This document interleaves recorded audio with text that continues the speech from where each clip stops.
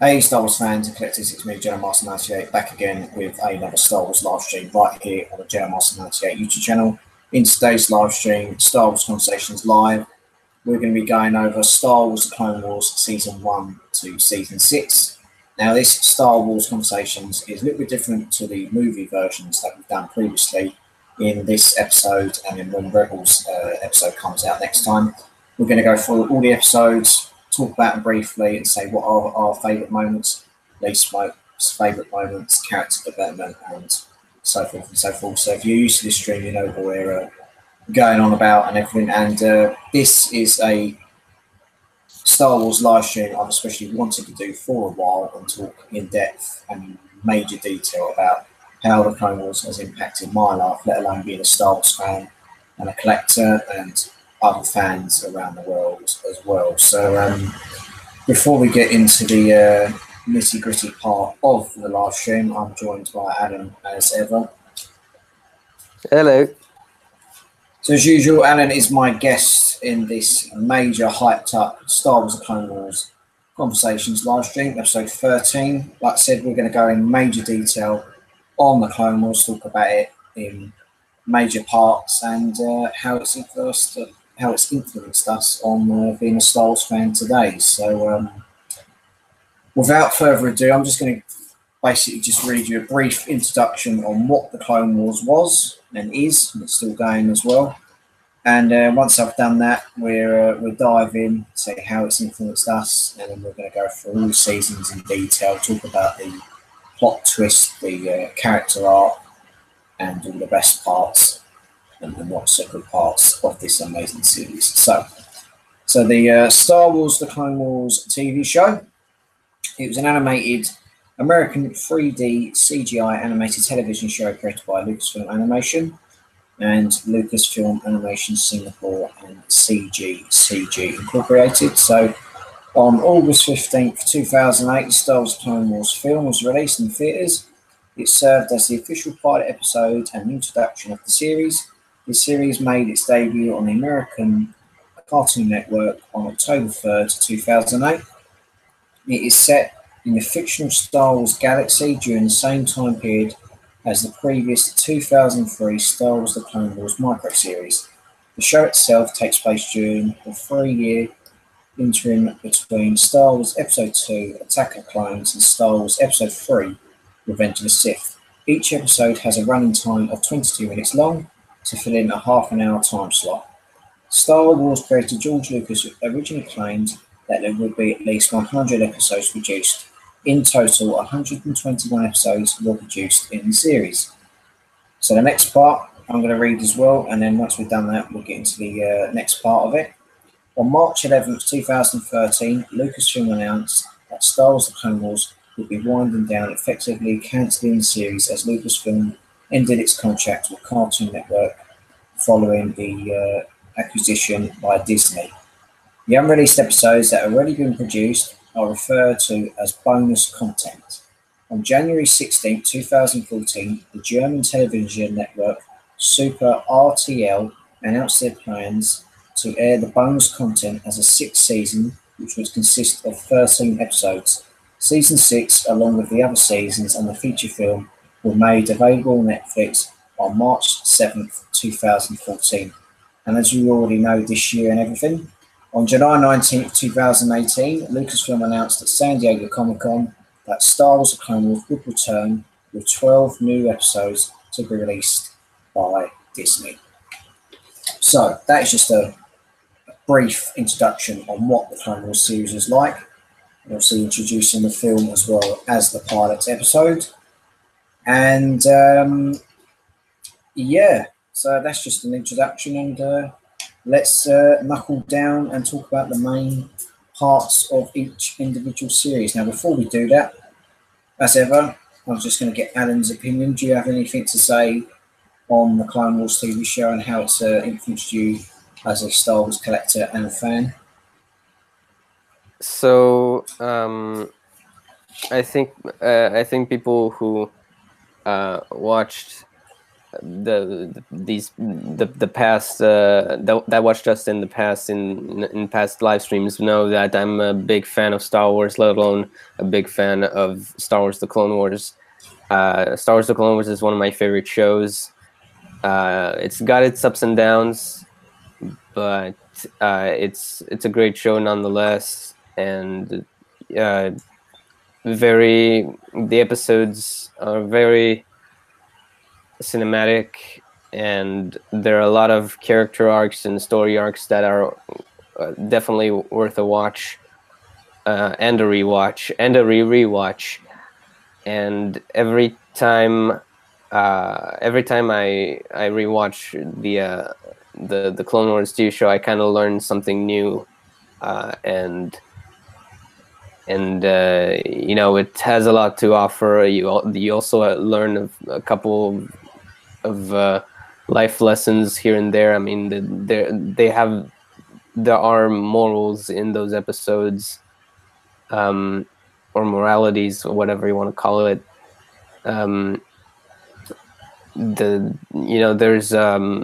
There's character development for a lot of the characters, as well, especially the main characters, because those are the ones that, you know, we want.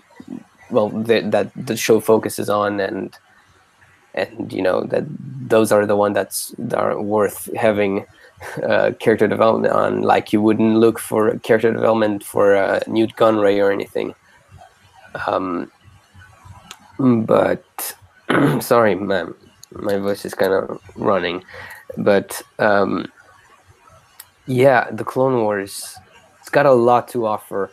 If you're sorry, if you're looking for like a show, or, you know, if you're looking for more like spin-offs or anthology stories on the Star Wars universe, that's the perfect show for you.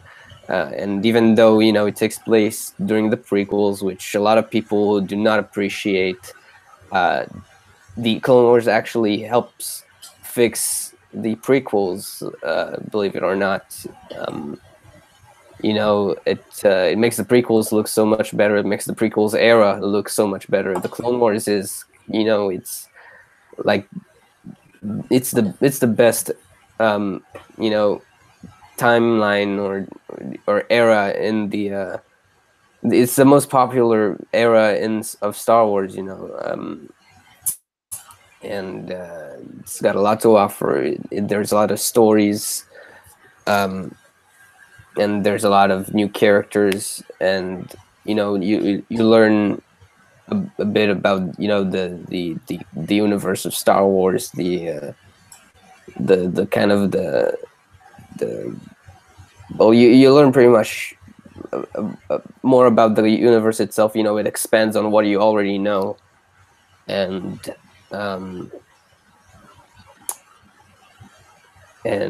just, you know, watch it, and I hope when they bring it back, they'll finish it correctly. I hope there will not be any rush with the episodes. I hope that will be done right and to the point, and that we will get the freaking ending that we deserve. So there you go. That's kind of my 10 cents on the Clone Wars. That's a beautiful thing, and well said. Yeah, Star Wars: The Clone Wars for me has been such an influence growing up as well, because obviously I've said many times to people I know and people in general that it's kind of like the missing the gap of the prequel era. Similar to like Rogue One, we've got Rogue One released. It's seeming like they're missing a bit of the puzzle that we really knew about from the opening crawl. We didn't really see how it happened until the film was released in 2016. But with the Clone Wars era, obviously after the events of Attack of the Clones, and obviously the release of Phantom Menace, we obviously had a little timeline where we didn't have anything really released. But obviously we had the Clone Wars movie released, The Force Unleashed was released in that year as well. Mm-hmm. And then in October of that year, 2008, we had the first ever Clone Wars episodes, and then the season just progressed to what it is now. And you make an excellent point. It's kind of like, it kind of makes the prequels better, despite, as you said, not a lot of people are enjoying it, such as some of the acting and everything. But I think that with Rogue One as well being included in the original trilogy, the Clone Wars TV show, the movies, and the micro series kind of gives the balance. Because they're going about the balance of the Force, the dark side, the light side, and all that. The Clone Wars era, let alone the Clone Wars TV show, gives you the kind of chemistry that people wanted to see for a while. Like, as George Lucas said in a bonus material feature, I think just after the events of Attack of the Clones when it was released in cinemas, he said the Clone Wars was like an era where everyone's talking about it, but we haven't really seen it. We only saw the start of it in episode 2, but episode 3 we saw the end of it. But with the Clone Wars coming in, it kind of gives you the balance and the bridge, like the bit in the middle that hold, like the bridge, the structures hold it up. It kind of gives you the bit in the middle where you've got passengers crossing and everything, and it gives you the right balance and the maturity and kind of like the overall, as you said, life lessons to help us go forward in life. And with the Clone Wars being released, such as character development, story arcs, weapons, fighters, you name it, everything about Star Wars with that Clone Wars TV show brought us together, and I feel kind of extracted and made a whole new generation of fans to love that particular part of the franchise, let alone the original trilogy, the prequel trilogy, and obviously the sequel trilogy that we know of now. So hats off to George Lucas for cracking down on doing this, and he's made a lot of people happy. So that's my segment there. Anything to add on that, Adam? Anything else to add before we get into the main part of the stream we want to talk about? I mean, yeah, the Clone Wars changed a lot of lives. Obviously, you can see that, you know, all around the world, people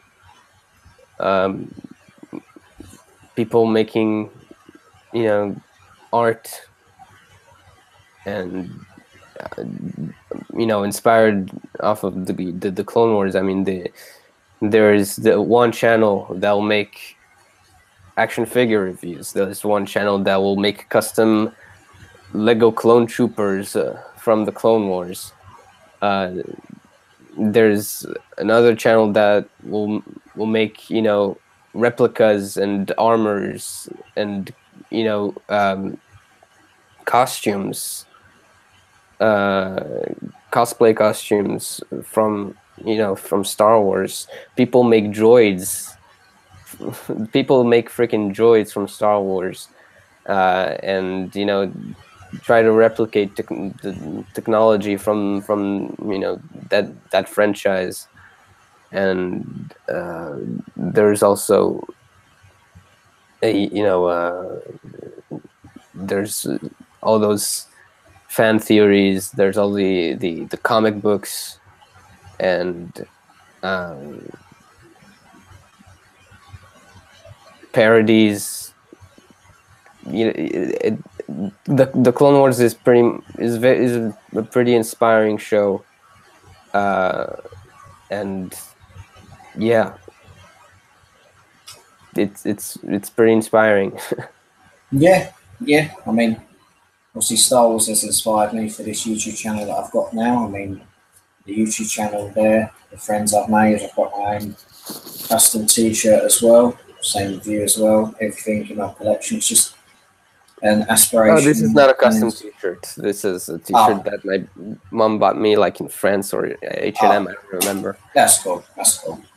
But yeah, it's an official Star Wars T-shirt. Yeah, I was just saying, your collection behind you of your pops and everything, my sort of man cave, if you like it, with obviously Mickey Mouse there, helmets, figures everywhere, all around the room and everything. So it just brings people together, which is sick. Yeah. So we've briefly done an introduction on the Battle Clone Wars and everything. So what I'm going to do now is I'm going to go into the series overview and state how many seasons were released. Obviously, as you see by the title, it states it there. But so we've got the film that was released in 2008. Season 1 was 2008 to 2009. Season 2 was Rise of the Bounty Hunters, 2009 to 2010. Season 3, Secrets Revealed, was 2010 to 2011. Season 4, Battle Lines, 2011 to 2012. Season 5, 2012 to 2013. Season 6, The Lost Missions, 2014. And the last part, episodes in narrative chronological order: The Clone Wars Legacy, Darth Maul, Son of Dathomir, Crystal Crisis on Utapau, The Bad Batch, and Dark Disciple. So yeah, that's just on Wikipedia. You can see all the episodes overview and all that lot. So next up, the series overview again. So season 1, there were 22 episodes. Season 2, there were 22 episodes. Season 3, 22 episodes. Season 4, 22 episodes. Season 5, 20 episodes. And season 6, 13 episodes. So seasons 1 to 5 were part of Cartoon Network, and season 6 was part of Netflix as well. And obviously, the film itself was obviously released in 2008, which we've spoken about. But if you want to see that, go back to the previous live stream where we talk about that as well. So another part of the season 1 overview. The hour-long premiere episode of Star Wars: The Clone Wars aired on October 3rd, 2008, and set a new record with Cartoon Network as their most-watched series premiere, attracting 3.992 million total views. The season finale, Hostage Crisis, was broadcasted on March 20th, 2009, and the original broadcast received 3.297 million views. So amazing figures there and everything for obviously the Star Wars: The Clone Wars season premiere, and also the season finale as season 1 aired. And before we get into the main parts of talking about each individual episode, not in too much detail, but we're going to talk about them. Is there any comments in the chat? Yeah, there's basically just Clone Trooper Dogma is in the chat. He says, the Umbara episodes are my favorites because they introduced me to my favorite Clone Trooper, is obviously Dogma, and a few clips of Fives finding out the control chips. So he also liked the Lost Missions. The Lost Missions arc, yeah.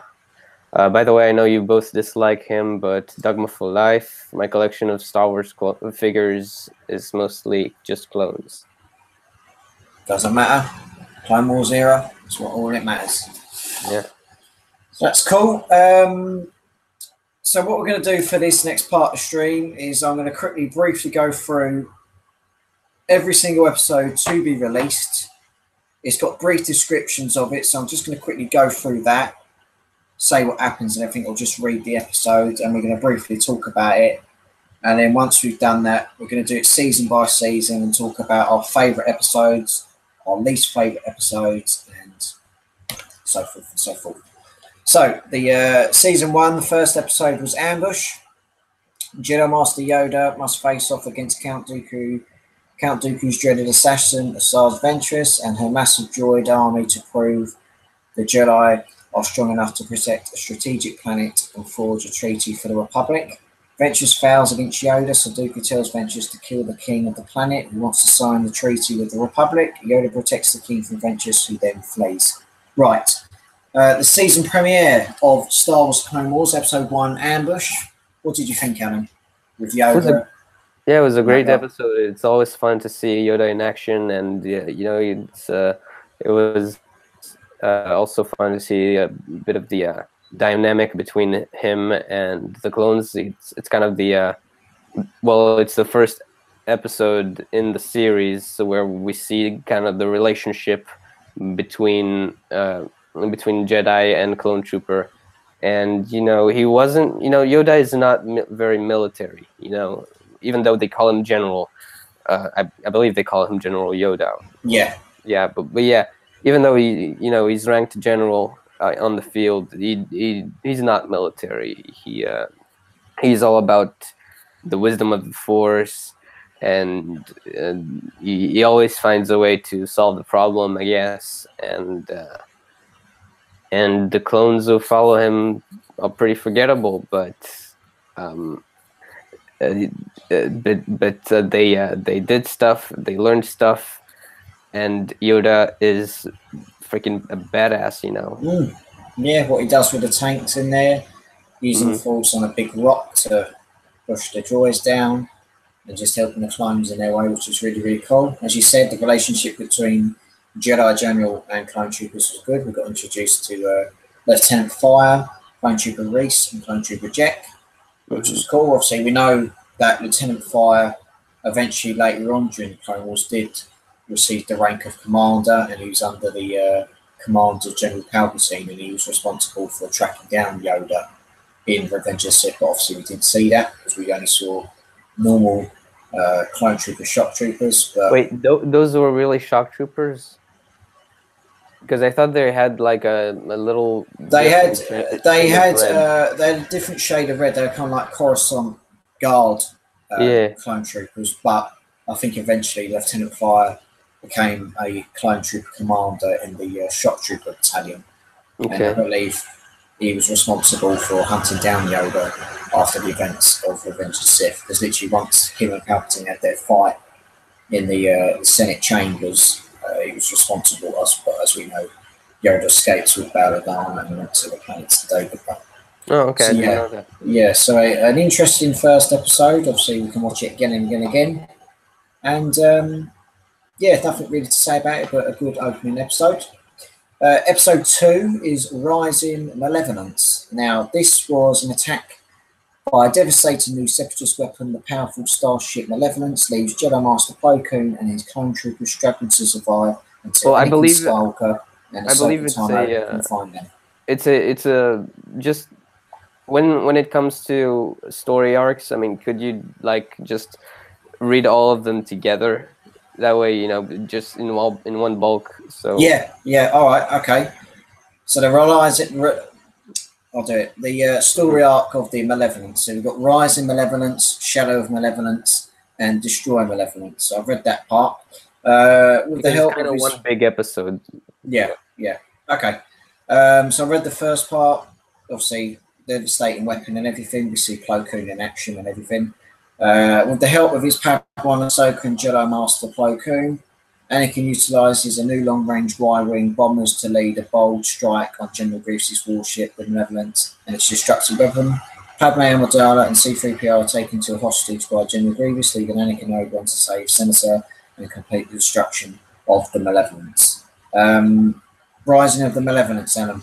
Anything to say on that one? The bulk of the Malevolence episodes, 3 episodes. Well, yeah, we get to see Grievous in action. Yay, Grievous! And it was.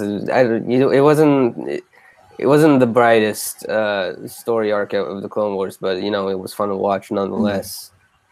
Yeah, I've actually highlighted on my sheet here the first episode, the second episode, Shadow of the Malevolence, where we see Skywalker, Plo Koon, and Yoda actually attack the ship itself. Was my favourite episode out of the 3 episodes to be released. So, Anakin, Plo Koon, and Yoda, you said? Sorry, Anakin, Plo Koon, and Ahsoka. Ahsoka, right? Yoda was just chilling. Yeah. So yeah, out of the 3 episodes, the Shadow of the Malevolence was my favourite episode out of that story arc.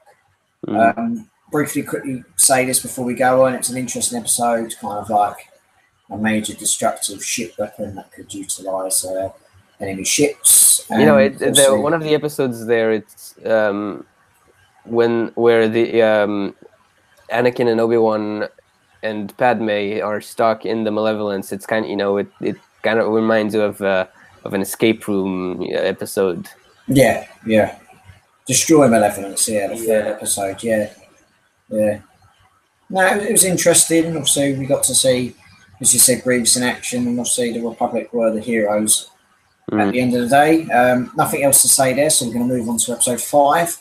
One of my favourite episodes from season 1 is Rookies.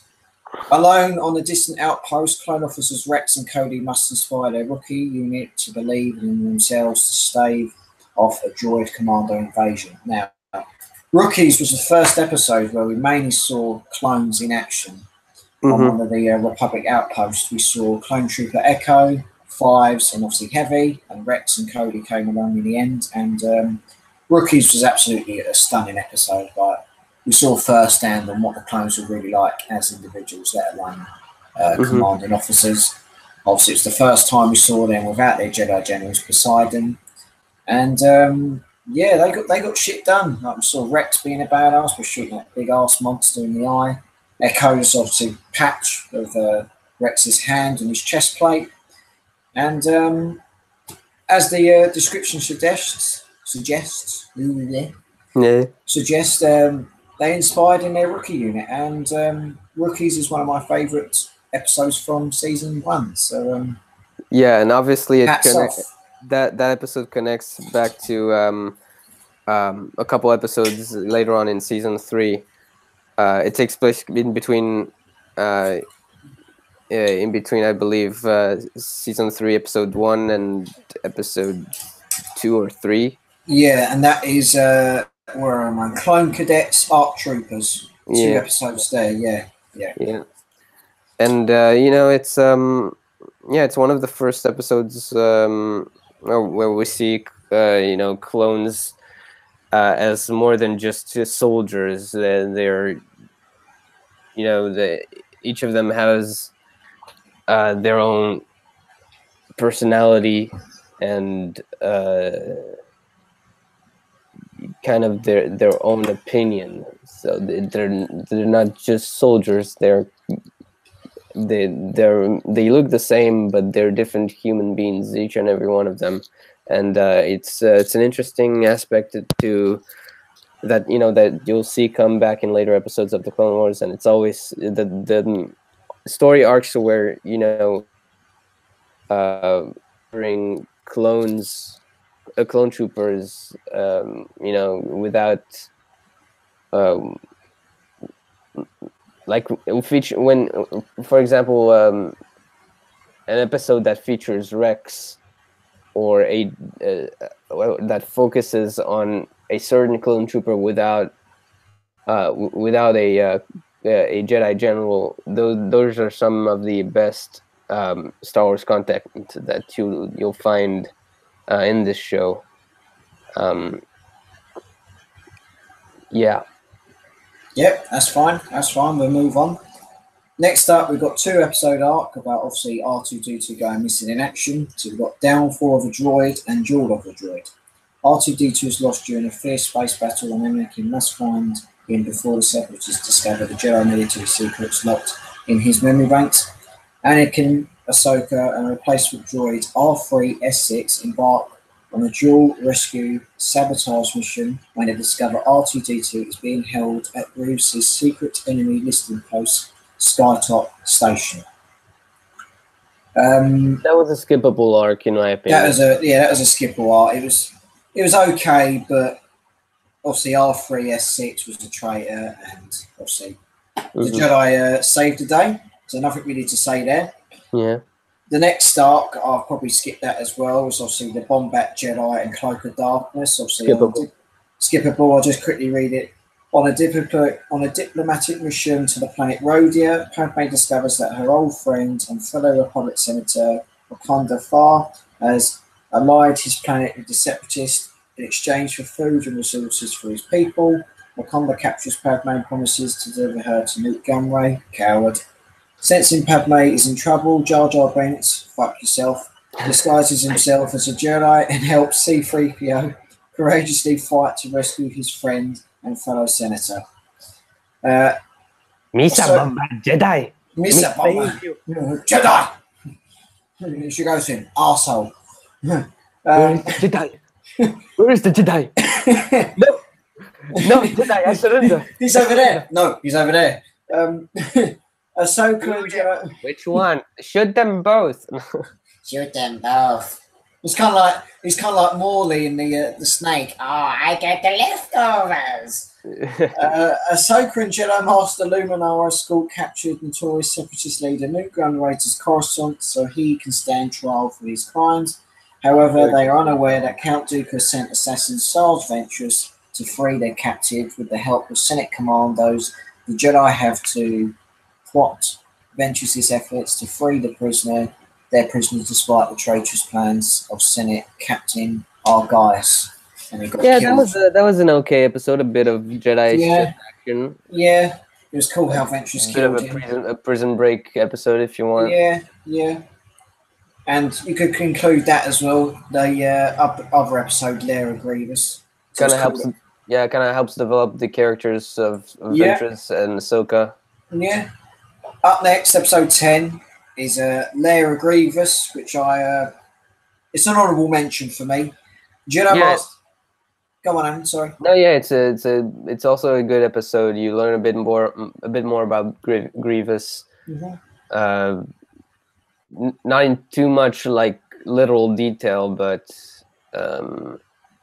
yeah, you kind of if you read about him on the internet or anything or in a comic, you watch this episode, then you know what everything that was in that layer was all about. You know, that was his home, his kind of temple of his kind of sanctuary. Yeah. Obviously, all these Jedi belts, such as lightsabers, Padawan braids. Obviously, you know him as the killer in this horrible dark. The killer of Shaggy, the Jedi. Yeah, Shaggy. Yeah, rest in peace, Shaggy. Rhymes. Shaggy's dead. So yeah, I don't know. Anyway, episode 10, Jedi Master Kit Fisto and his former Padawan, the Mon Calamari Jedi Nadal Ved, track escaped prisoner Newt's gunray to a remote world, following Newt into a mysterious den filled with strange creatures, weapons, and wartime artifacts. The Jedi discover it's a trap-laden lair of General Grievous, learning that Count Dooku has led the Jedi there in order to punish Grievous for his recent failures. The General is determined to prove his abilities and destroy the Jedi. Kit and Nadar, along with a continent of clones, must now fight their way past Grievous and his caretaker droid, A4D, to avoid being caught in Grievous' evil punches forever. Also, we know from that episode, Nadar Webb gets killed, all the clone troopers get killed, Grievous loses an arm, and Kit Fisto takes one of the lightsabers, and eventually Fisto escapes with his droid. An honourable mention, anything to say there, Alan? I mean, we just briefly talked about it. There's nothing really we need to say. I mean, yeah, it's also an interesting episode because of what you learn about Grievous per se. You know? So it's also an interesting episode because you see that you see kind of the divide between the divide in the Jedi Order, where there's some Jedi warriors that stick to the Jedi code, that stick to the rules basically, and then there's the other side that's more we are at war. You know, our rules don't really apply here. If we need to get shit done, then we need to do things, you know, differently, in a more effective way, even if it appears irrational. It's like it's for the greater good, basically. So I think it's the first episode where you kind of see that, and yeah, it's an interesting aspect in Star Wars: The Clone Wars. Right, next story arc, the small story arc of 2 episodes, is Dooku captured and the Gungan General. I love this one. During their own attempt to kidnap Count Dooku, Anakin and Obi-Wan discover that the Sith Lord has already been captured by the pirates. Hondo Anaka! Hondo Anaka and his gang of pirates hold Dooku captive in their den on Florin and hold him for ransom. It is up to Anakin and Obi-Wan to see if the offer is too good to be true. Anakin and Obi-Wan have been ducked, or should be drugged really, and are being held for ransom along with Count Dooku by the pirates chief Hondo Anaka and his second-in-command Turk Falso. While Anakin, Obi-Wan and Dooku unsuccessfully, get the words out, attempt to escape, the Republic sends the ransom via a special envoy, including Representative Banks. When Falso tries to steal the ransom in his boss by shooting down the shuttle, the only survivors are a squad of clones and Jar Jar, who, as the most senior officer alive, has to take charge of the mission. It becomes a race against time as Jar Jar rushes to deliver the ransom to custody of Count Dooku and saves the Jedi. So he was wondering why I was doing Representative Banks, just obviously quotes from the episodes itself. As you said, it's a favourite, Alan. Take it away. Anakin, mind your insolence. The Count is concentrating. Ah, most impressive, Master Kenobi. It's also, well, it's kind of another Prison Break episode, and it's kind of fun to see, Jedi and Sith collaborate together. And it's something that you didn't think you'd see in a million years. It's cool. It's cool as well because obviously, as we know from episode 2, Dooku was obviously Qui-Gon's master, and obviously the relationship between him and Obi-Wan, they have so much respect and admiration for Qui-Gon. And as you said, most impressive, Master Kenobi. Yeah, that's what you said earlier. It was fun to watch. Hondo, we get introduced to Hondo. Hondo is become an iconic and fan favorite character. Played by the wonderful Jim Cummings, the voice of Winnie the Pooh and Tigger. Every iconic stuff. He's become a very iconic character. And he's one of my favorite characters in all Star Wars, and also kind of the Jedi making friends with pirates, and the whole a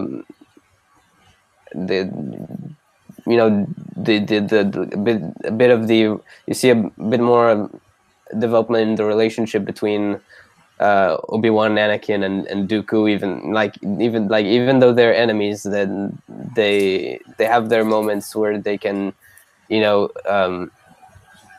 brush aside their differences and try to get the job done. Exactly, yeah. Even though Anakin has a passionate hate for Dooku. Why not? He cut off my arm. Yeah. Bastard. And it's also it's kind of puzzling because that Anakin from that episode is nothing like the Anakin we see in episode 3. I don't like sand. Episode 2. I don't like sand. It gets everywhere. Yeah, so I don't know how Anakin managed to sustain his hatred or what have you. It was kind of unlike him, but I guess for the sake of the story, it was okay. But yeah, it's one of my favorite arcs to revisit in the Clone Wars TV show. Yeah, I totally agree with you. So it gives you obviously your own perspective on how friend and foe, enemy, and the enemy of my enemy is my friend working together to try and get the job done. And I certainly enjoyed it. Nothing really else to say because you've mentioned points that I've already mentioned. Next up, we're going to go on to episode 13 and 14, and this is 2 arcs again. We have Jedi Crash and Defenders of the Peace. Anakin and Ahsoka arrive at the pitched sky battle to help beside Jedi General Aayla Secura.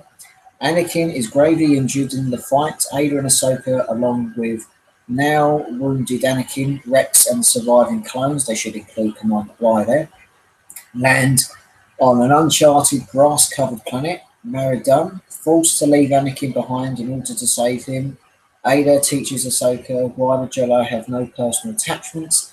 They make their way to a Lerman village. Their ruler, T-Waka, explains that the pacifists in the war and they're not aligned with either side, hesitant to have anything to do with the Jedi. T-Waka Cal agrees to help save Anakin's life.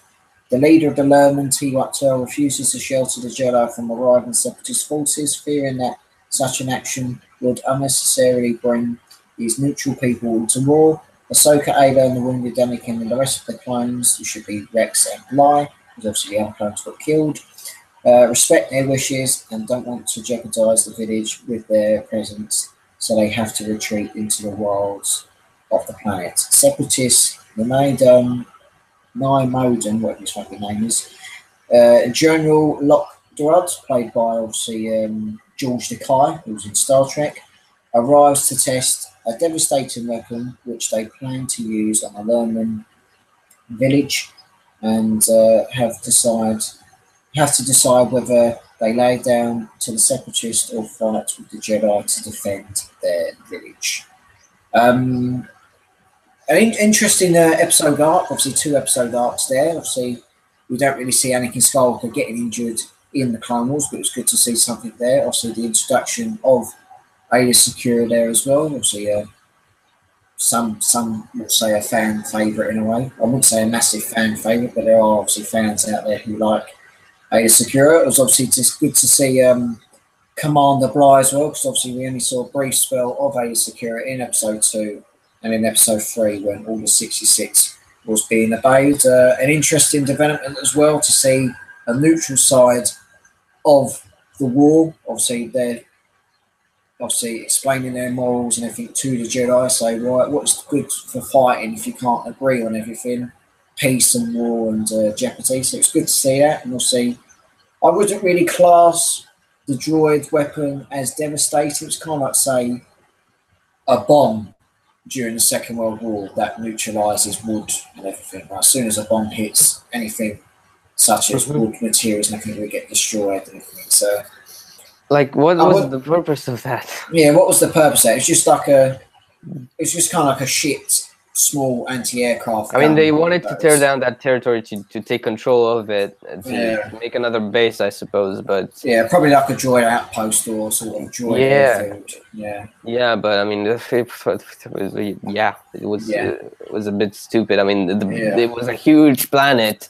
There was only one village, and you have to tear down that village. You can't put your outpost in a different zone in the planet, and because if there's one population, you can't let it leave. You can't let it live at peace. You have to destroy it. So that's obviously the droid's morals. Yeah. Nothing really else to say on that, so we'll move on. But yeah, it was, as you said, it was interesting to see that there's some neutral, neutral sides in that war. That not everyone is fighting, not everyone has a side, and not everyone gives a shit. Yeah. We'll move on to the next episode. Episode 15, Trespass. Arriving on the desolate ice world of Alta Plutonia, Anakin Skywalker and Obi-Wan Kenobi investigate the disappearance of a clone security force stationed on a remote outpost.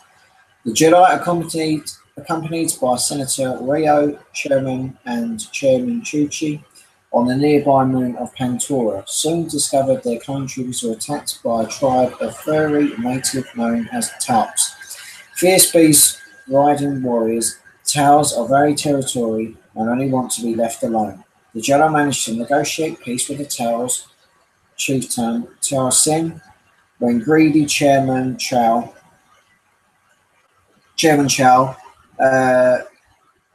breaks in by insisting on the planet, and the Tals are under his power.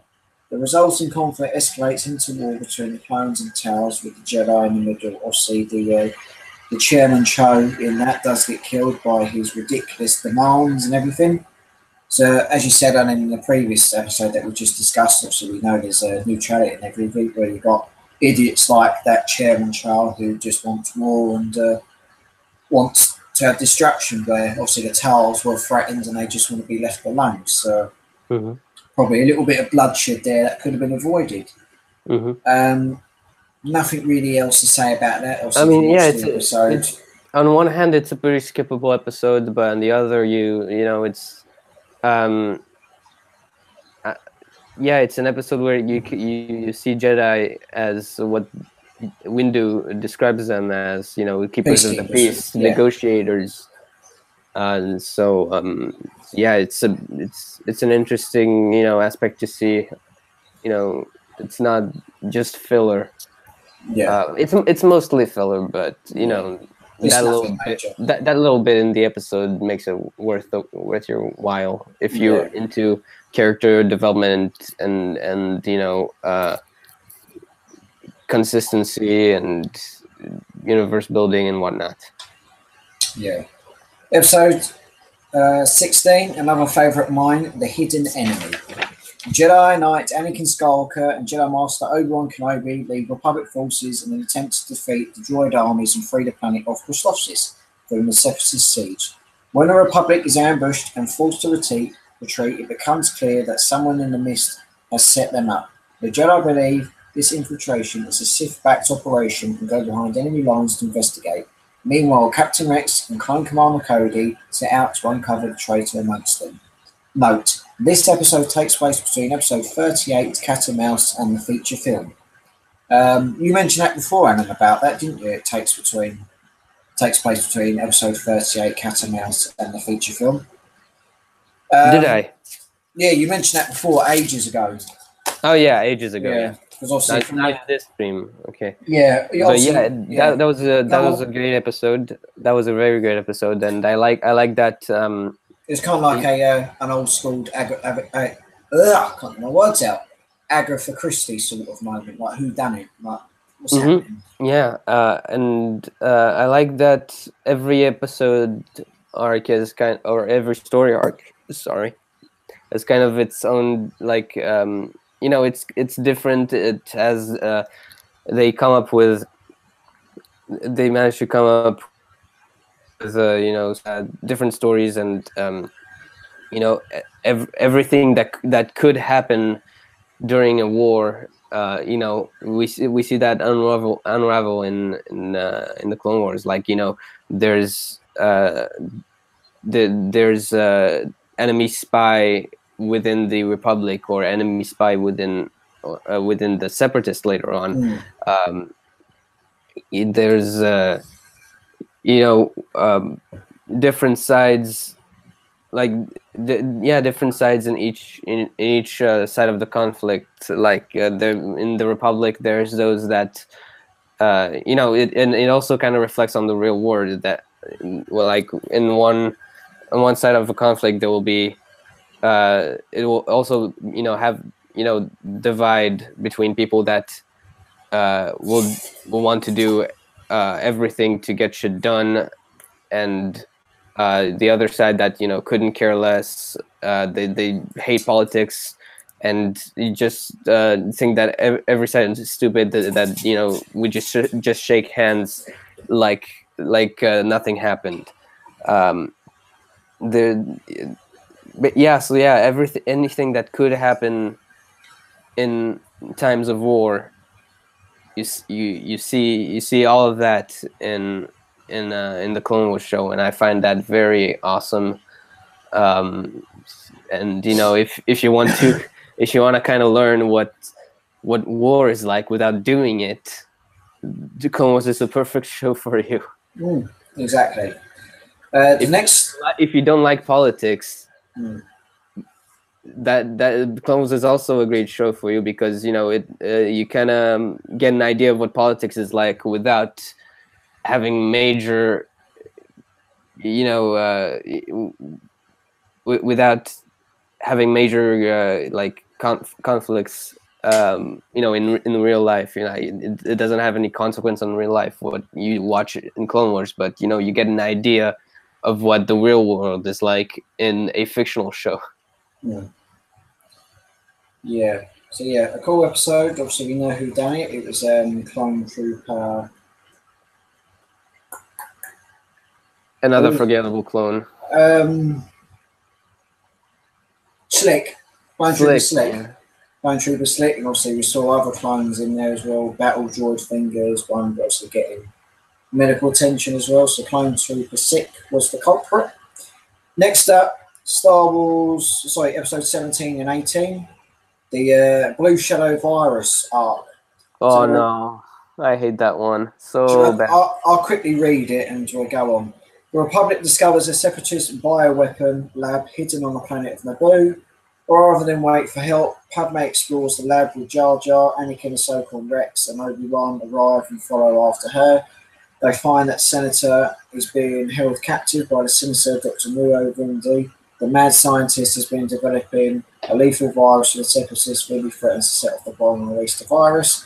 Even though the lab has been shut down, Dr. Vindi manages to active the dreaded Blue Shadow virus, infecting Ahsoka, Padme, and many clone troopers. The plague is fatal within 48 hours. Anakin and Obi-Wan must travel to the mysterious planet. Lego? Planet called Lego? Oh, that's interesting. So that's what it says on here, Planet Lego, or Iego. It's pronounced Iego, but Lego. I'm joking. You pronounce it Planet Iego. To secure the only known antidote in the sickness, which is obviously its root story. Anakin and Obi-Wan arrive on the mysterious planet to find a population living in fear. The Ghost of Droll! In fear of the mysterious, killing anything that tries to leave their world. Obviously, we see Anakin destroy 20 or 18 droids and everything. With the help of Iebo Hood, or Jabo as he's known, a clever Iego boy, Anakin and Obi-Wan must solve the planet's mystery before they can leave and before everything is infected with the separatist virus. So as we know, the planet Iego is a separatist droid.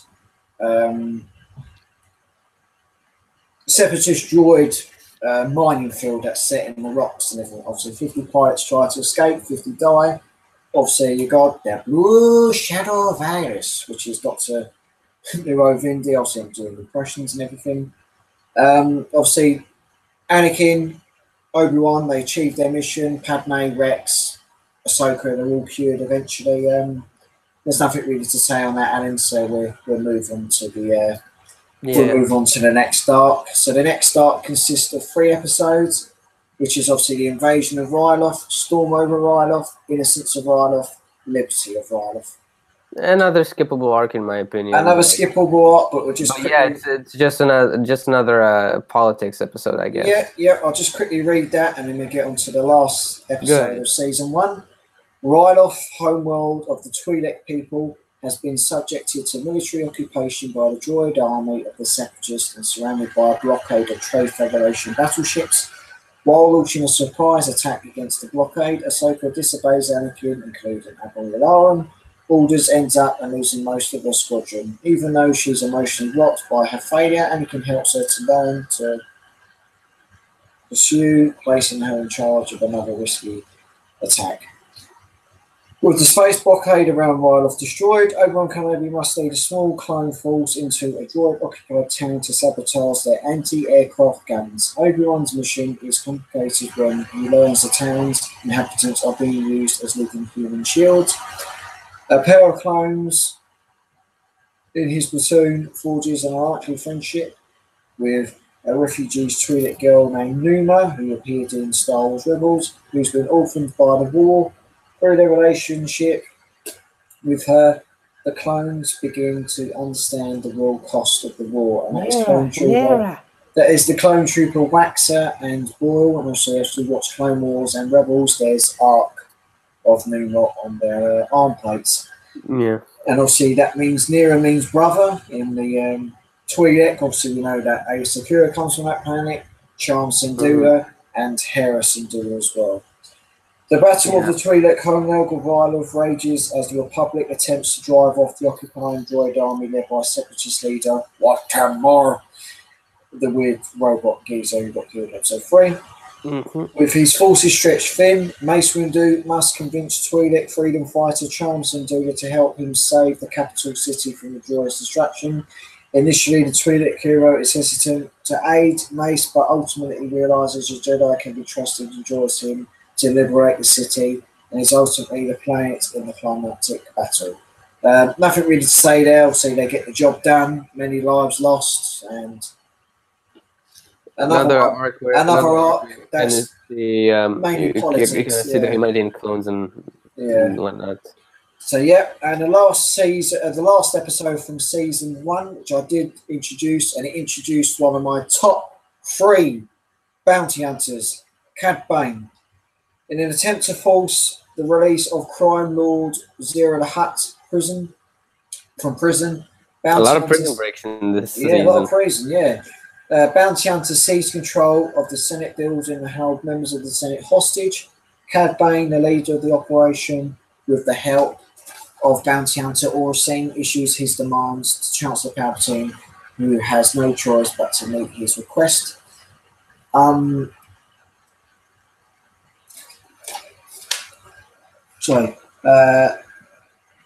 bounty hunters. Where are we? I just missed my line. General Anakin Skywalker loses his lightsaber in the Senate building, so nothing else there. Hostage Crisis is in my top 5 episodes from season 1 of Star Wars: The Clone Wars. As you said, Alan, there's a lot of prison breaks, and Cad Bane. I mean, we get introduced to another character, but my personal favourite bounty hunter, the likes of Django Bubba. Cad Bane's up there. He's fantastic. I think he's voiced by. I'll get to check this in a minute, and I think he's voiced by Corey Burton, who does the voice of Zero the Hutt, Count Dooku, and I believe it's Cad Bane. I could be wrong, but obviously I'll get you to check that now. As you said, a lot of prison breaks in that. As you said, an interesting character and a fan favourite character, and Cad Bane's kind of like the slick back, basically space bounty hunter that people wanted to see. He's got the pistols, he's got the hat, he's got the outfit. The guy's just ready for action. And as you said, Alan, he's become a fan favourite. Anything else to add on that about the season finale of season 1? But I mean, it introduces another fan favorite now, Cad Bane, and Cad Bane is also like my favorite bounty hunter, and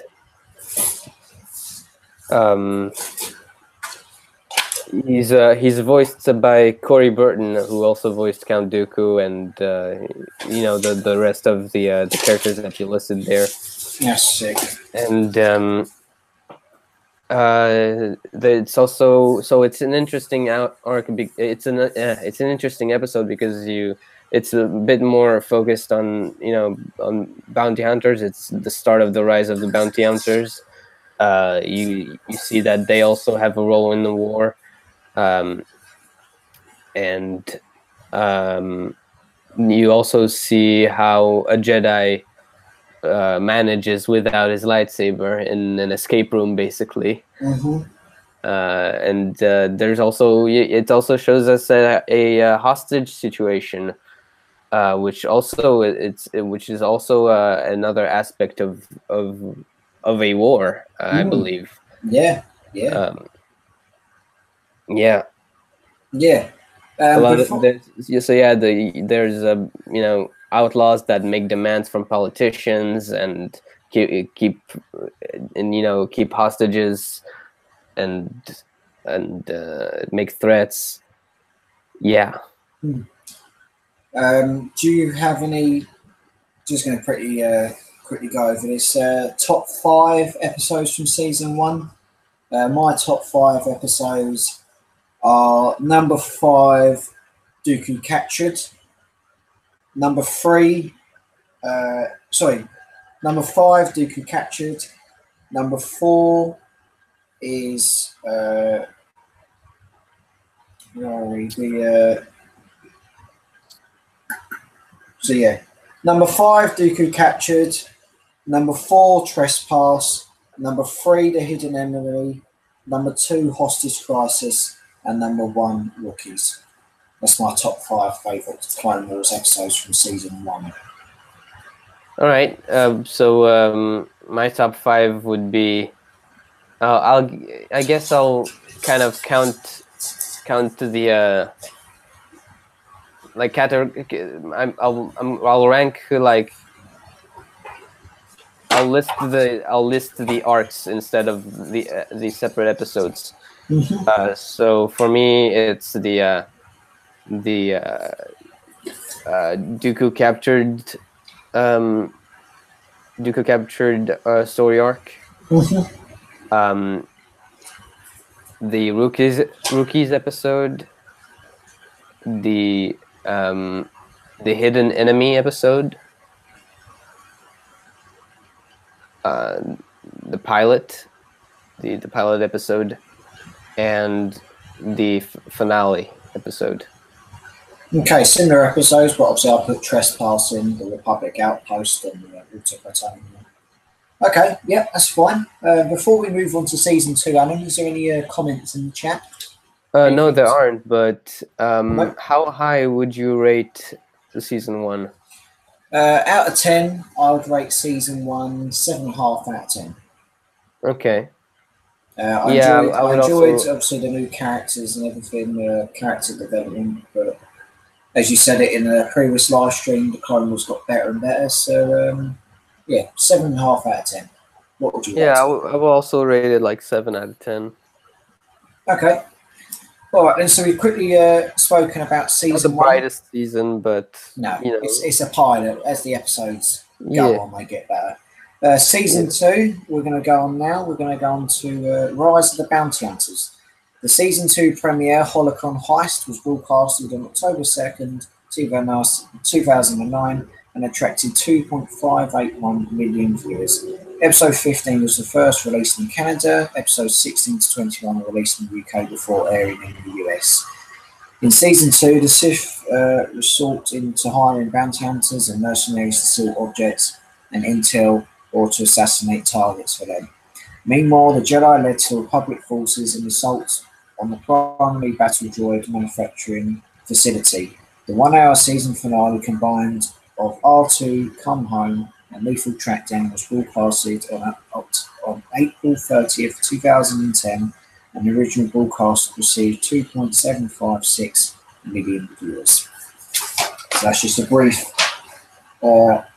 outline on the introduction of Star Wars Clone Wars Season 2 Rise of the Bounty Hunters. So the first episode of Season 2, Holocron Heist, and this also occurs with Episode 2, Episode 3 as well. Obi-Wan and Anakin try to stop bounty hunter Cad Bane from stealing a holocron from the Jedi Temple. Meanwhile, Ahsoka discovers another shape-shifting bounty hunter disguised as a Jedi. Cad Bane moves to steal the stolen holocron to the Separatists, while Anakin and Ahsoka try to retrieve it and return it to the holocron vault inside the Jedi Temple. Cad Bane uses the holocron to find and kidnap Force-sensitive younglings. Anakin and Obi-Wan try to find them and take them home, while Mace Windu and Obi-Wan track down the holocron. The Holocron Heist arc. Anything to say on it, Alan? I think so yeah, we see Cad Bane in action more. We see that the Sith are not afraid to make allies with bounty hunters, or call them out for a job, and we get introduced to a Jedi artifact, which is the holocron, and it's like a Force computer. That kind of it's the Jedi's Apple computer.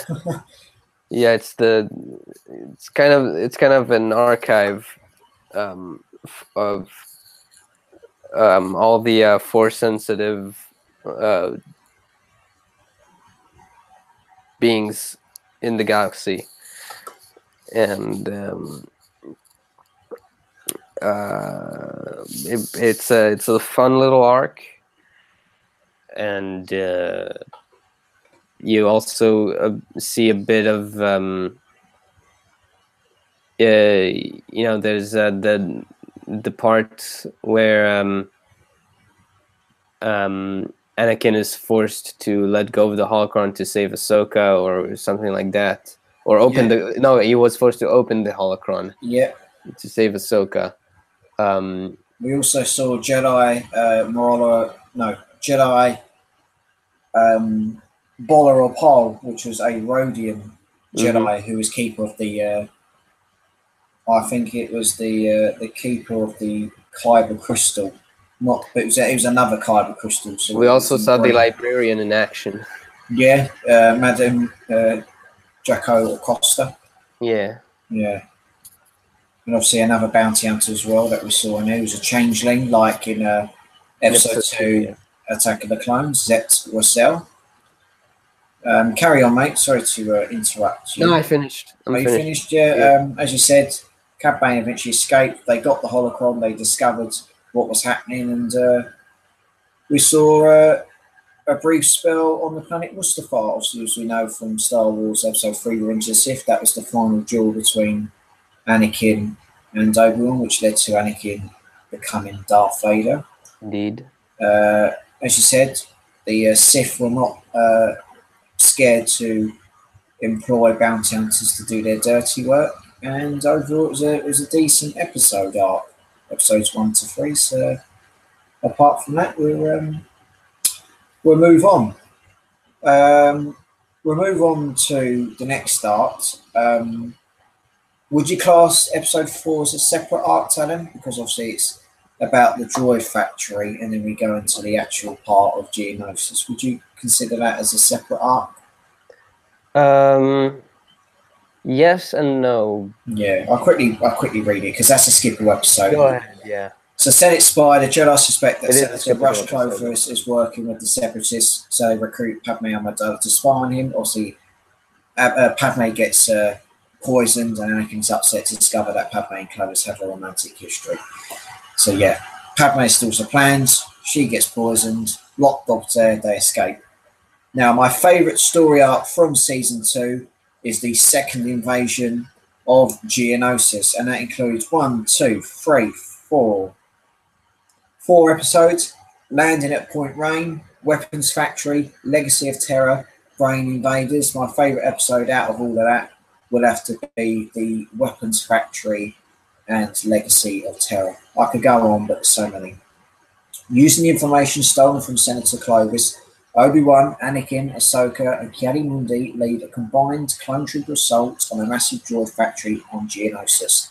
Ahsoka and Luminara Unduri's Padawan Barriss Offee sneak into a droid factory and destroy it, while their masters face the new indestructible super tanks. Luminara is captured while looking for Separatist leader Poggle the Lesser, and it's up to Anakin, Obi-Wan, and Commander Cody, including the 212th Attack Battalion, should mention there as well, to enter a colony of Geonosian zombies to find her.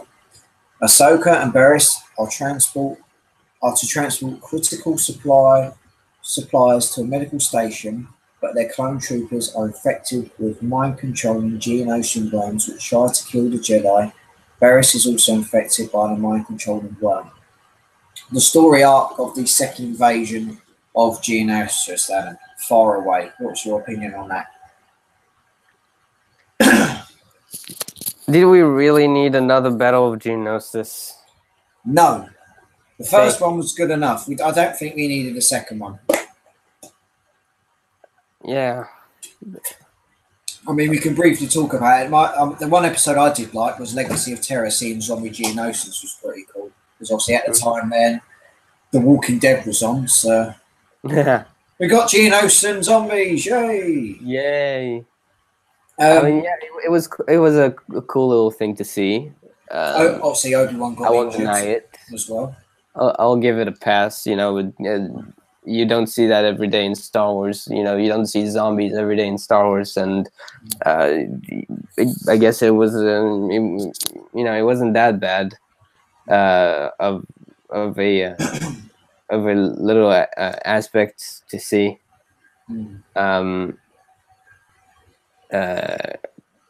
Come now, which do you think it'll enter, the nose or the ear?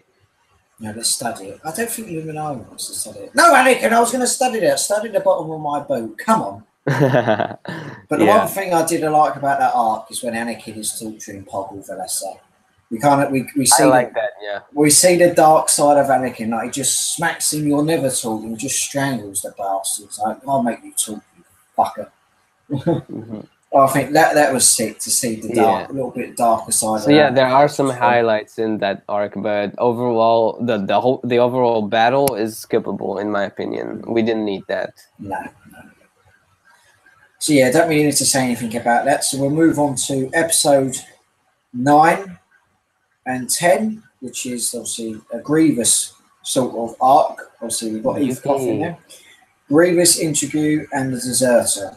Jedi Master Heathcliff is captured by Grievous, while Jedi Master Ali Gallia and Anakin try to rescue him. Obi-Wan plays a bait to lure Grievous and capture him. Episode 10, The Deserter.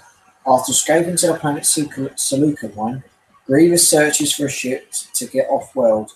Obi-Wan, Commander Cody, and Rex try to search for Grievous before he escapes the planet. Rex is wounded by a Commando droid sniper while scouting ahead and meets a deserter at a farm where he takes shelter. That deserter is known as Cut the Quail.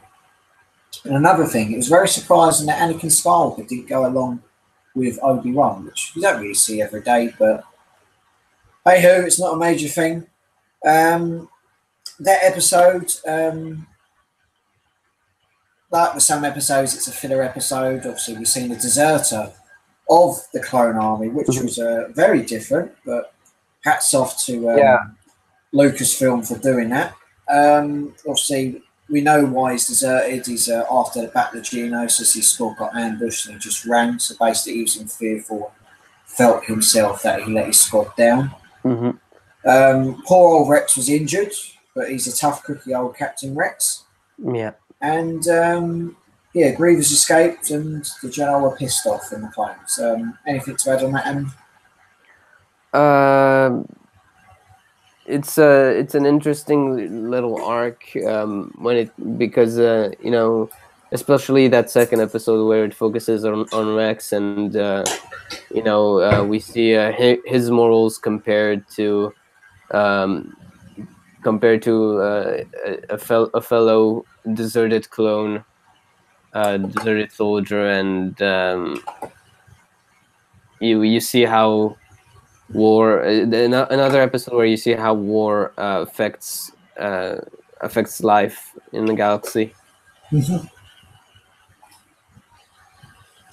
Okay. And every episode with Rex as the focus, as a focus character, is a win. Rex is a win. Indeed. The next arc, we can skip this one. Lightsaber Lost. Oh yeah, I mean it's a skippable, but it's a bit of character development for Ahsoka. But it's pretty filler. Yeah. When Ahsoka's lightsaber is stolen by a pickpocketer, she gets help from the seemingly feeble Elder Jedi Terra Sunube as she tracks down the thief. The next arc is Mandalorian arc. Oh, 1, 2, 3. Mandalorians are always wins. Except for the one where children gets poisoned later on in season 3. No. I think that one was pretty skippable, even though it's another one where you see kind of the corruption and politics and whatnot. But we're not there yet. We're not there yet. We'll be on there shortly. I shouldn't laugh, but there's a couple of scenes in that where I know it's dreadful, but a kid's getting poisoned, but it's just the facial reactions on one of them just makes me chuckle. Yeah, but it's just like, oh, my stomach! Shut up, you bastard! Yeah, but back to that season 2 episode with the Mandalorians. I mean, it's a 2 or 3 episode arc, I believe. It's a 3 episode part. So you've got the Mandalorian plot, Voyager Temptation, and Duchess of Mandalore. Obi-Wan is assigned to protect Duchess Satine of Mandalore from a terrorist organization called Death Watch. As Satine heads to Coruscant, protected by clones and 2 Jedi, Anakin, R2, and the clones find assassin droids in the cargo, while Obi-Wan tries to identify the traitor. Duchess of Mandalore. On Coruscant, Satine disguises herself as a civilian to avoid assassins as she pleads for the Senate to leave her planet in peace. But yeah. So yeah, the Go on, first Aaron, I'll let you start. So the first episode we get introduced to Pre Vizsla and the Death Watch. Pre Vizsla, obviously voiced by the cool John Favreau as well, which voiced Rio in Star Wars Story, and obviously Chef, the film Chef, and obviously he's in Happy Hogan in Iron Man and the Avengers and Spider-Man. Yeah. But yeah, and Death Watch. Well, episodes that focus on Death Watch are always wins, and we get introduced to Pre Vizsla and the Death Watch and the Dark Saber, which is another artifact that we never thought we'd see in a million years. But yeah, obviously the Dark Saber is an old relic, an old weapon that was in the Jedi's possession that got stolen. I think it was the first Mandalorian Jedi, something like that. If I remember. Yeah, it's like previously I've said it. For centuries, my ancestors fought against the Jedi. Yeah, so back in the days of the War of the Old Republic, that Darksaber was stolen, and by a Mandalorian, and it was there was also a conflict with the Jedi and the Mandalorians, we see that Pre Vizsla and his Death Watch crew kind of want to bring back the warrior spirit and the warrior rule of Mandalore and on Mandalore, and they see a problem with their planet, with the regime, the non-regime that it's under, because the Mandalore is pacifist and neutral in this war, and the Death Watch want to change that. They want to kind of take revenge on the Jedi or whatnot, and it was very cool. It was very cool to see. And then that second episode in that Mandalore arc, where they're all stuck in one spaceship or one big house, and there's a murderer, and you need to figure out who's the murderer, who's the traitor. That's fun. It's him, Slug. Yeah, that's fun, and you learn a bit about Obi-Wan and Satine, and that they had a past, that they're in love. So damn, Obi-Wan. Yeah. Yeah, you wouldn't think that in a million years, but yeah, Obi-Wan had a thing back when he was a Padawan. Player. Yeah, but yeah, it was torn between quit the Jedi Order and stay in the Jedi Order, because of Satine. And so we learn a bit about his past and their past together, and there's another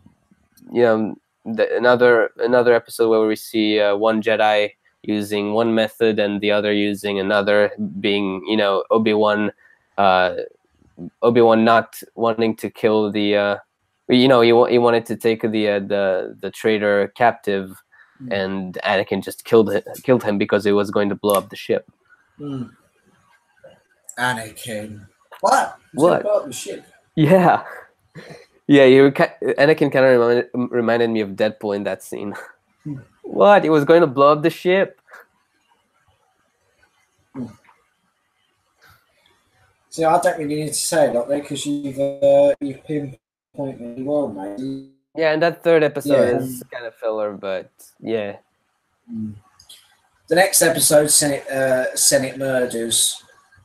I think that's a bad episode that never should have been made. Senok on the fire is poisoned and Padme teams up with Balagana to unmask the culprit, who turns out to be a fellow senator. That episode should have never been made.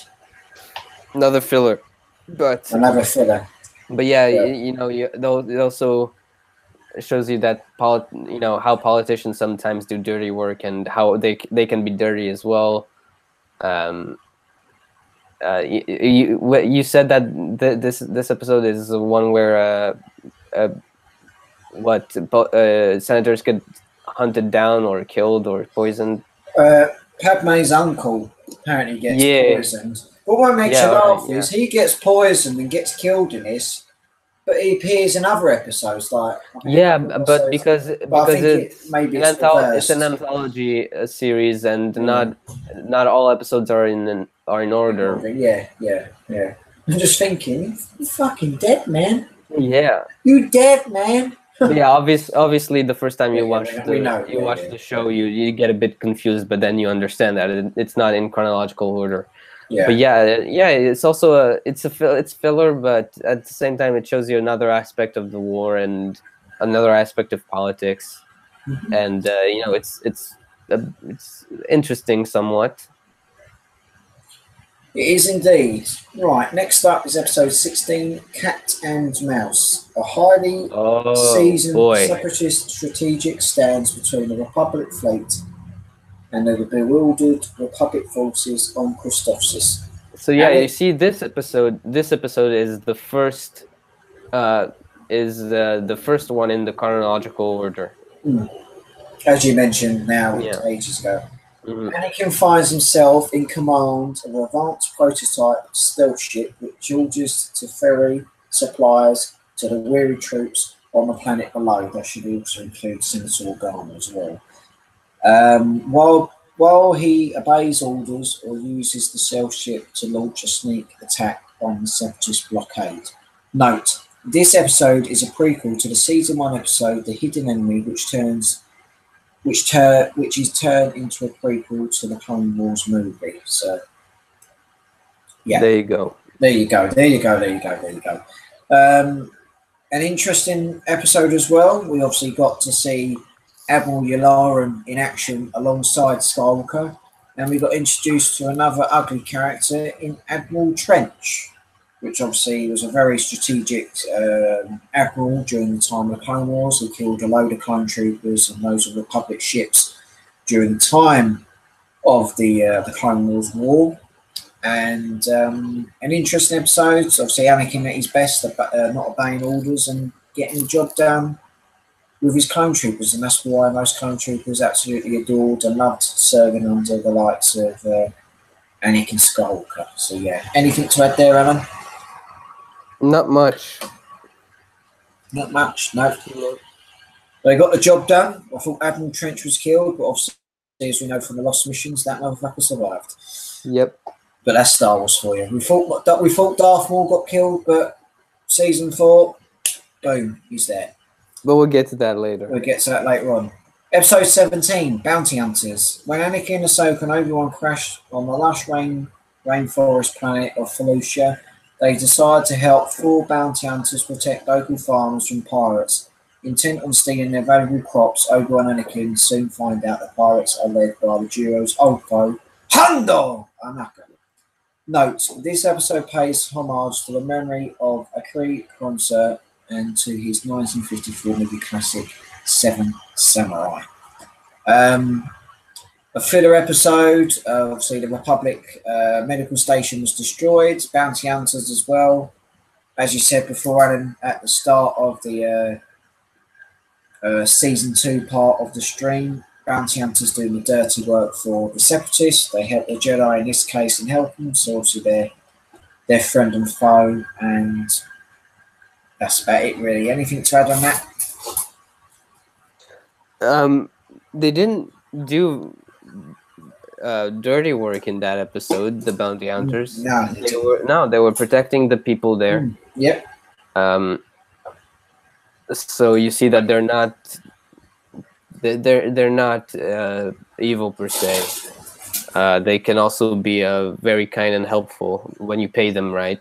But Yeah, they do it for even though they did it for the money, it felt genuine. You know, it felt like they were genuinely there to help. And you also see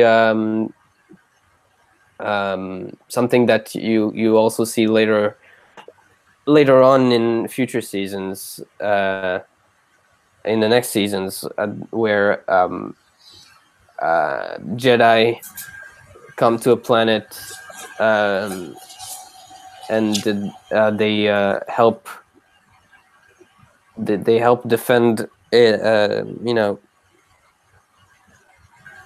people in crisis, and teach them how to um, fight, help them a bit with resources. Yeah. Yeah, that's absolutely fine, mate. I agree with that, what you said and everything. And we'll move on to the next 2-episode arc, the Zillo Beast arc, which is kind of like a Godzilla sort of thing. I mean, I've just said Godzilla, but it says no. This episode in creature's name pays homage to the legendary Japanese giant monster, Godzilla. The Republic's newest droid, proton bomb, awakens a monstrous and near invisible beast from its underground hibernation. Mace Windu and Anakin Skywalker face a dilemma: save the beast as the last specimen of its kind, or help the Dugs kill and secure a treaty for critical fuel supplies. Obviously, the Dugs was Sabagwa's character in episode 1. The next part of the arc, the Zilla Beast strikes back. Obviously, Empire Strikes Back. When the Zilla Beast is brought back to Coruscant, it hopes of learning secrets of its impenetrable armor. It then breaks loose and ramages across Coruscant. As the clones prepare to kill with poisonous gas, the Jedi are again entrapped in a moral conflict between the value of its life and the planet's civil populace. Now, that arc, it just shows what idiots the Jedi were doing to keep that, and what an idiot Palpatine was. But obviously, he doesn't really care a lot, Palpatine, about losing life. He just cares about himself. Obviously, it went to Coruscant, caused so much shit, clones being killed, civilians and everything, and it just shows the morals of the Jedi and the Sith, and just shows you how clinical they want their fuel for their resources, really. So, I don't know, it was a filler episode again, but it got by, in my opinion, and the Beast eventually died.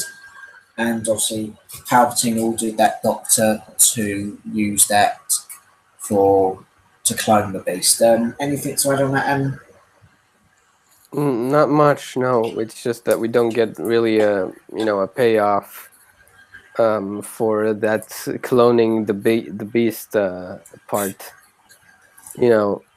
There's just a shock, a cliffhanger, but we never. It doesn't really pay off. It doesn't. No, we don't really see its claws in action or on their armor, which is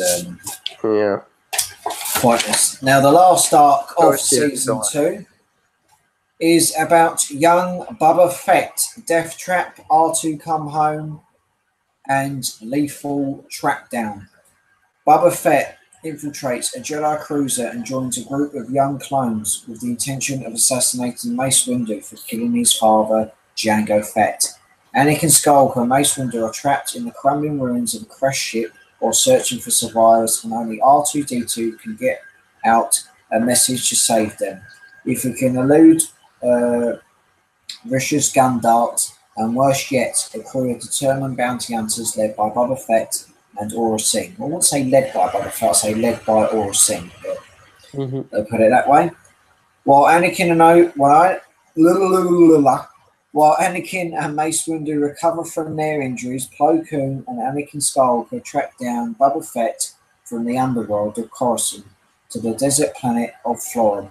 Bubba's revenge scheme finally leads to a climatic battle, and the life of a Republic admiral hangs in the balance.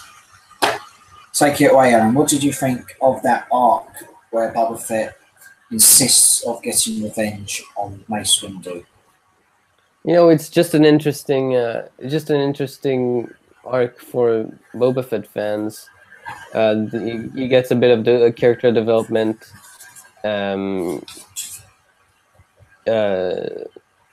It's kind of the jump start for him becoming who we know him as in the original trilogy. So it's a bit interesting, but to me it wasn't. There are better story arcs to focus on, in my opinion. Yeah. We also, we see that Windu. I don't know if Windu gets closure per se in that matter, but you do kind of sort of see a bit of closure there, and also that that matter of between that matter between Boba and Windu kind of closes, and it lets another matter between Ahsoka and or Singh open. You see a bit of rivalry there, and it reoccurs in later seasons. Agreed. Yeah, I don't really have much to say on that. Obviously, it's good to see R2-D2 at his normal self, the beloved and lovable droid. As I said, Boba Fett's story arc was closed in, and Mace Windu and Anakin lived to fight another day. Before we move on to season 3 and check the comments, top 5. No new comments. No new comments. All right. Top 5 episodes for me from Star Wars: The Clone Wars season 2. At number 5 would have to be R2-D2. R2 Come Home. Number 4 would have to be Voyage of Temptation. Number 3 would have to be the Holocron Heist. Number 2 would be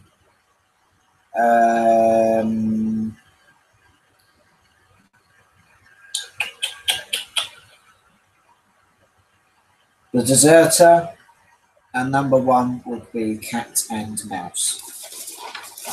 They're my top 5 favourite episodes from season 2 of the Clone Wars. And Alan, Anakin again, Anakin. Alan's Anakin. I've done that loads of times, didn't I? Called you Anakin. You're the chosen one. I hope you're right. Maybe someday I'll change the world. Who knows? No, I don't really have favorite episodes from this season. Season 2 is.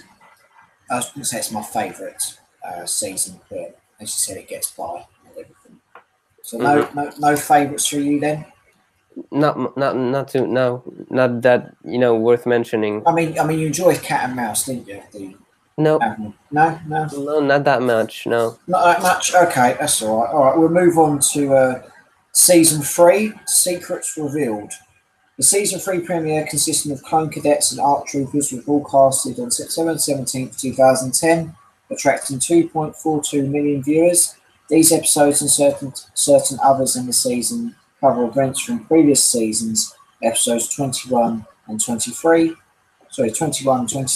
were released in the UK before airing in the US. The season finale, consisting of Padman Lost on Wookiee Hunt, were broadcasted on April 1st, 2011, attracting 2.31 million views. So before we talk about those episodes, before we forget, how high would you rank season 2? I would rank season 2 6 out of 10. Very well. I think I'd rate it 6 out of 10 as well. Okay, that's all right. The first 2 episodes are episodes, obviously, from rookies that we know about from season 1, clone cadets and ARC troopers. On Camino, before the events of Rookies season 1, episode 5, 5 clone cadets of Domino Squad are at risk of washing out unless they pull their team together while trainers Brick, Ellis, and Jedi Master Shakti debate their fate. Taking place after the season 1 episode Rookies, General Grievous and Ventress Separatist forces launch a major attack on the Republic cloning facility of Kamino, with Anakin, Obi-Wan, and Jedi Master Shakti and the 501st defending it. That's cool. I mean, the 501st were defending it, but the only thing I could say from that, why didn't we see 501st colour in armour then? We saw it on Echo and Fives, but why didn't we see it on any other clones? That's just me bitching there. Them 2 episodes, Alan. What did you think of them? One of my favorite arcs in all that series. In all the series, it's definitely in the top 5 of my favorite arcs of the season. I just love episodes featuring clones. Yeah, same. And clone focused episodes, and this one is no exception. You see clones in training, soldiers in training, which is another aspect of war times, and you see how this is another batch of episodes where you see how each clone is different in his own way and how each clone is special, and that not every clone is perfect, as you saw with 99. Rest in peace, 99. And you also see that bounty hunters train clones, which is not something you'd think, not something that you would imagine. But yeah, bounty hunters train clones. They're paid by the Republic apparently to train the clones, and I'm surprised that no separatist had tried to tempt them into like setting the entire factory on fire or something like that. Yeah, because their main goal was to take the clone DNA to see if they could find a weakness. And obviously we know from that it failed. We got introduced to new clones as well, Commander Colt from the Rancor Battalion and other clones that got killed. I mean, the death of Commander Colt was quite violent from Ventress. She used the force, choked him, got his helmet off and just stabbed him and kissed him, which was funny, but poor old Yeah. Have that, Colt, you. But yeah, interesting clones. The 501st. And the cinematography is way better now. In season 3. Yeah, it's getting so the animation better. is better. Yeah. Yeah. My only nitpick from that is 501st covering. I wanted it on the clones. Apart from that, cool episodes. Episode 3, supply lines. We can skip that. Filler. Yeah, skip. Filler.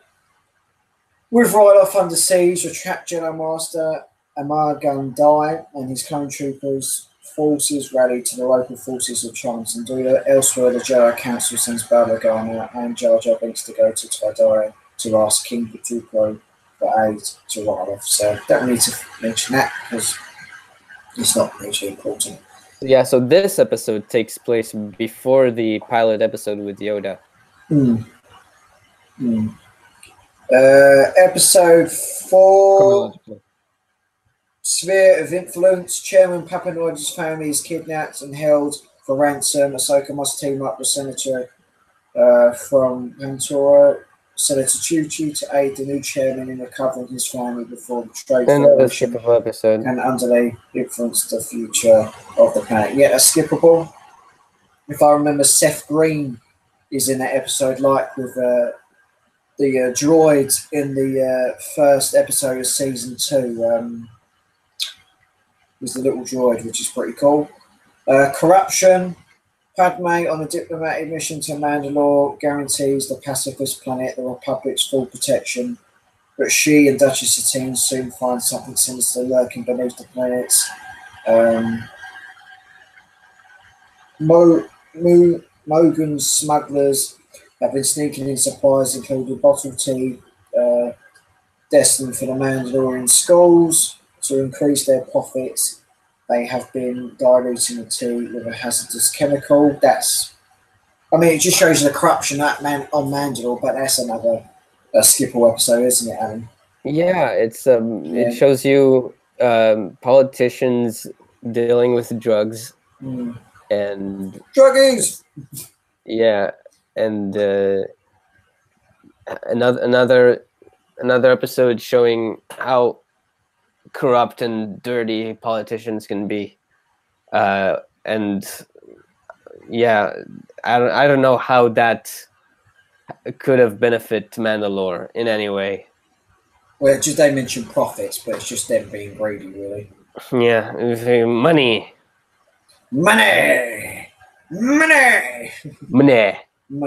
The next episode, episode 6, The Academy. That's another filler episode. Ahsoka is assigned to teach a class at the Cadet Academy on Mandalore.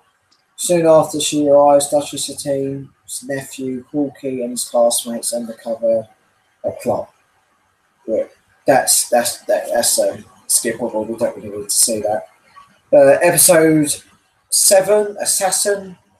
Having volunteered to protect Senator Padme Amidala during a political mission to Alderaan, Padme Ahsoka Tano. She sees visions, obviously, of a dead bounty hunter Aura Singh assassinating the senator, but obviously we know she's not dead. Would you say another filler episode? Yes and no, because it's also another episode where we see Ahsoka's character being developed, and for Ahsoka fans out there, I think it's a pretty okay episode. You see, the development, the development of a Padawan, the construction of a Padawan's character, what they learn, what a Jedi Padawan learns in those times of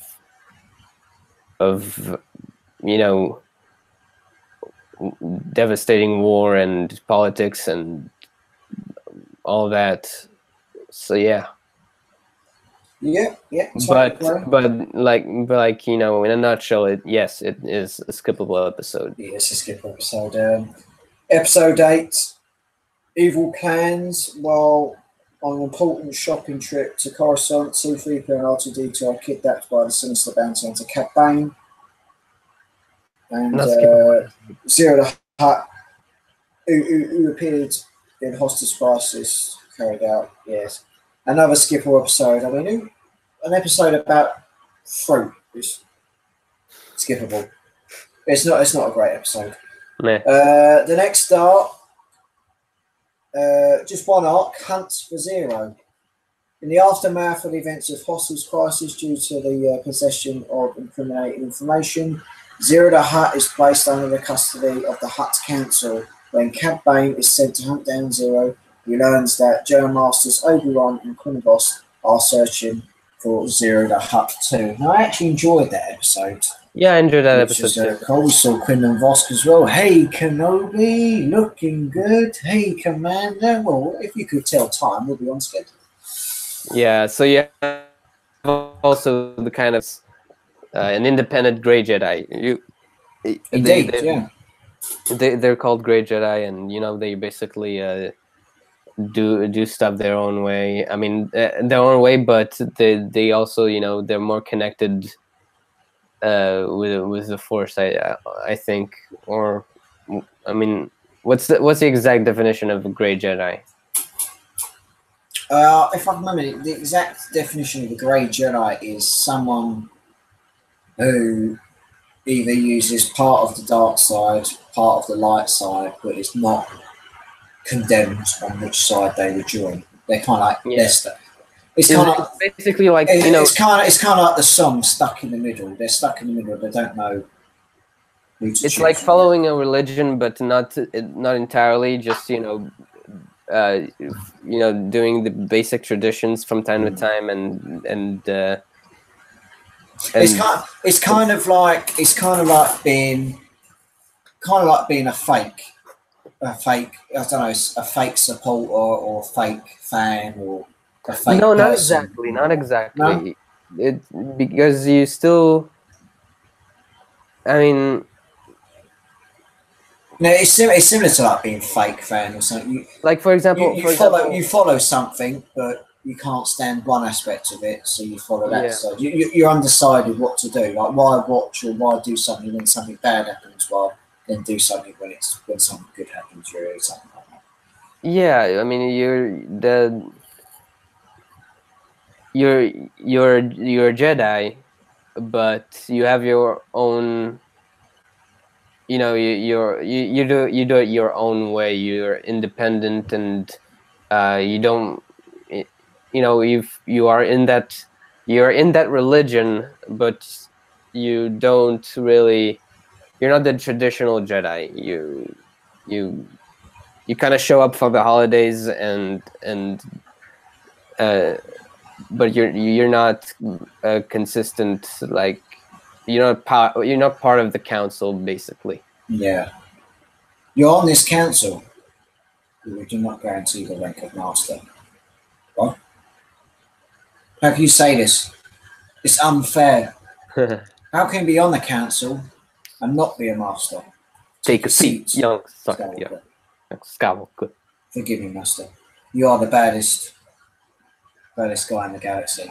Or Say cool what Sky. again? Say what again? I dare you. I double dare you, motherfucker. Yeah, the coolest black guy in the galaxy, Mace Windu, Samuel Jackson, love it. So yeah, the Hump Zero. Obviously, we know what happens there. We see that ugly-looking alien from Return of the Jedi get the job done, which is very weird. Zero gets shot. That fat, greasy, horrible slug who's purple but meant to be an uncle. And yeah, we see Cad Bane use a lightsaber against Obi-Wan, but it doesn't end well, and he escapes. And Obi-Wan says, "I never really enjoyed hanging out with you. I thought that was funny." And he's just got Quinlan Voss's cheeky grin, like, "Yeah, Obi-Wan, you're cool, man. I like you." So yeah, nothing else to say there. The next episode, episode 10, Heroes on Both Sides. When the Senate begins to debate on a bill that would eliminate government oversight of the banking clan activities, Padme and Ahsoka travel in secret to the capital of the Confederacy of Independent Systems in an attempt to forge a peace agreement with the Separatists. However, after both Republic and Separatist agreed to have a peace conference, Duke orders General Grievous to dispatch a group of droids to launch a terrorist attack on Coruscant, resulting in a failure of peace. Anything to say on that, Dylan? A filler episode or a very interesting episode, I thought, as well. Yeah, it's an interesting episode. You see that not everything is black and white. That, you know, people from different side of a conflict can still have, you know, they can still have common ground and things in common points of view. That not all separatists are evil, not and not all Republic followers are good even, but we were more focused on the separatist side of like this is the first time you see the Separatist Council take place, like you'd see the Republic Council on Coruscant, and you know, it's an it it's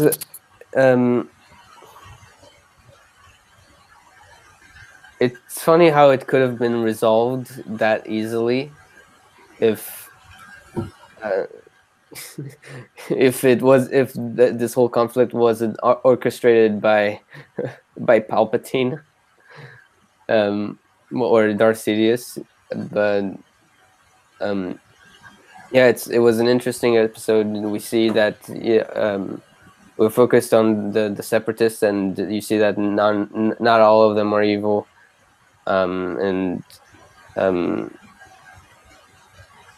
it was also another episode for Ahsoka to shine, another episode for Padme to shine, and we get introduced to Lux Banteri, and that's a recurring character here and there. Mm-hmm.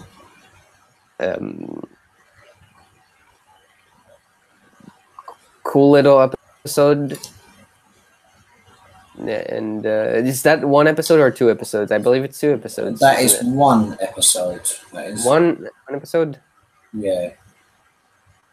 Okay. Yeah. The episode after that is Pursuit of Peace, where Senator Padme Amidala Balagana and Akon the Far push against the new bill in the Senate to buy new clones for the Republic, but someone does not like the opposition and tries to dissolute them. Right. Okay. Yeah. That one is a filler episode. I've just mentioned that. So. Mm-hmm. I mean, it shows another. It shows another side as well of politics. Like they vote. Yeah, it shows you the money of it all, and the corruptness and how much war can corrupt a system, a planet, and affect many people around the galaxy. So. And how some people just do war for money. Exactly. Next up is a free. How people can benefit from war. Basically, yeah. The next up is a 3 episode arc, and that is about the Night Sisters. So Night Sisters, finally. Which was very. I know you're a fan of that. Darth Sidious, troubled by adventurous growing progress with the dark side of the Force, commands Count Dooku to eliminate her. When Ventress survives Dooku's assassination attempt, the jilted former apprentice vows to take revenge, enlisting her kinswoman, the Night Sisters of Dathomir, in her scheme. With the results of Ventress' attack on Dooku as a failure, Mother Townsend gives Dooku a new apprentice named Savage Opress. I think, if I remember, he's voiced by Clancy Brown, who's in The Punisher, and he was obviously in Star Wars Rebels as the governor of Lothal. And he was also in a couple of episodes of Rick and Morty, I believe. So I could be wrong, but no, he was in an episode of Rick and Morty. He was also in The Flash. He voices a lot of characters in the Lego DC video games, DC superheroes video games. He's very known for voicing Lex Luthor and Gorilla Grodd in those games. He's got a whole pile of characters, of iconic characters. He is an iconic voice actor. Yeah, his voice is very iconic. So he's the new apprentice is Savage Opress, which in a way during the Clone Wars era he was massive. There's an arc in the where is it? I've got Clone Wars season 3 here. Yeah, so his arc. I mean, you've got it as well, but if you open up the DVD, there's a bit on there where it states Savage Opress, a new force by the Dark Society. I mean, this is obviously the episode guide, but obviously massive there, so that's cool. Yeah, it was very highlighted advertisement in this season, and that story arc was the first step that Lucasfilm took to resurrect Darth Maul. Yeah, bring him back. And obviously Savage Opress, they stated there, who's the clan brother of Darth Maul and secretly controlled by the Night Sisters. With Savage Opress connected to the Force, he is sent out by Dooku to capture King Katunko, where he meets Obi-Wan and Anakin, sent by the Jedi to search for Savage Opress as he murdered 2 Jedi. Savage Opress escapes and is punished by Dooku for killing King Katunko rather than capturing him. Meanwhile, Townsend tells Ventress to attack Dooku after these events, but the attack fails when Savage Opress goes in a rage after being confused between his loyalties to Dooku and Ventress, and also when Obi-Wan and Anakin interfere. All remain unarmed. Savage returns to Mother Townsend, believe Ventress betrayed him, and is sent by Townsend to look for his long-lost brother, Darth Maul, and eventually we see him towards the end of Star Wars: The Clone Wars Season 4. Night Sisters arc, Alan. You enjoy it? Yeah, I enjoyed it very much. I enjoyed the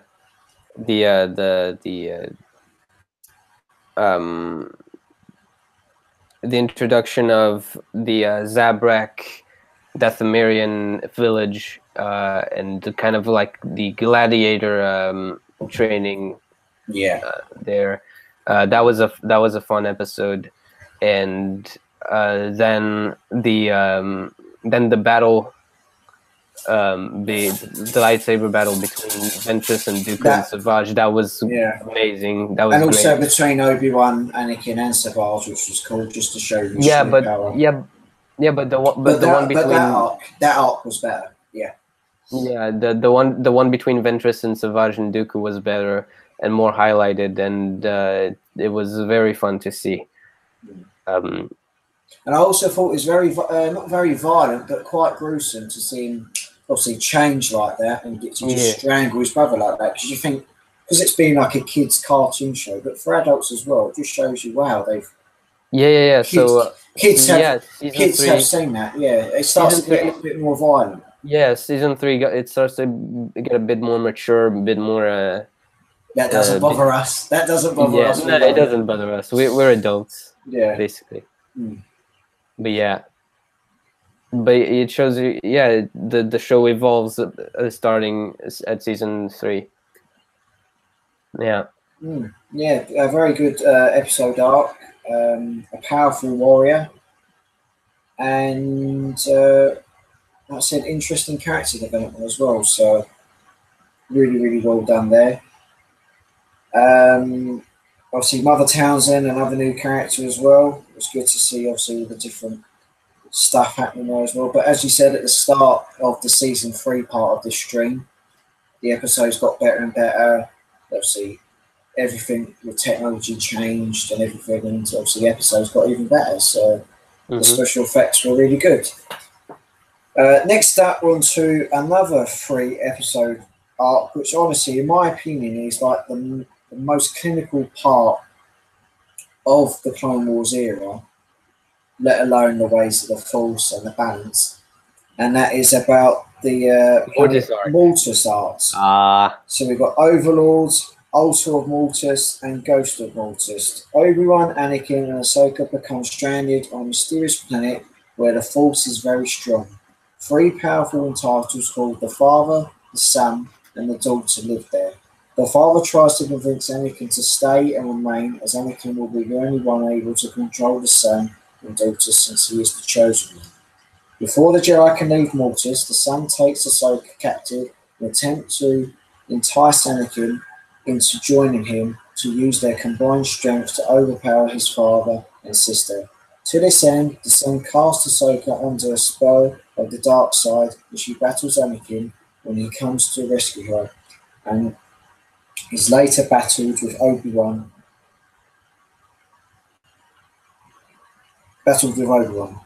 After a battle between the Son and the Daughter stopped by the Father, Ahsoka seals the dagger that controls the Son. The Son is about to kill the Father, but the Daughter sacrifices herself to save the Father and returns Ahsoka to normal as well, while the Daughter's transferring her life to Ahsoka. The Jedi remain stranded on Mortis, and the Son, aligned with the dark side of the Force, renews his efforts to convert Anakin as the Jedi prepare for decisive confrontation to turn Anakin to the dark side. The Son shows Anakin future images of themselves, causing him so much pain and death as the Sith Lord Darth Vader.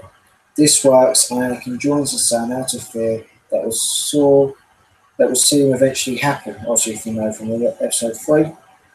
Ahsoka disables the ship upon hearing that Anakin joined the Son and needs to help Obi-Wan find the Father. The Father later confronts Anakin and erases his memory of the terrible vision the Son had shown him. When the son tries to kill the father steals the sword and uses it to kill himself, taking away his son's power, allowing Anakin to kill his son and restore balance.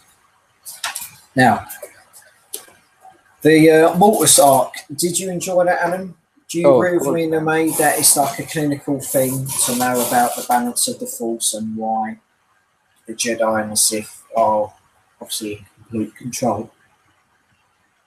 Oh, excuse me. Now, what's your overall opinion? Did you enjoy it? Yeah, I enjoyed it a lot.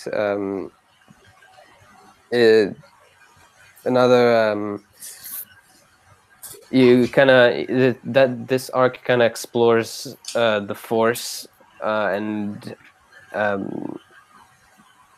the Force is portrayed by three personalities, by three entities, and it was very interesting to see that this exists, that these three characters exist, and it was an adventure on itself, and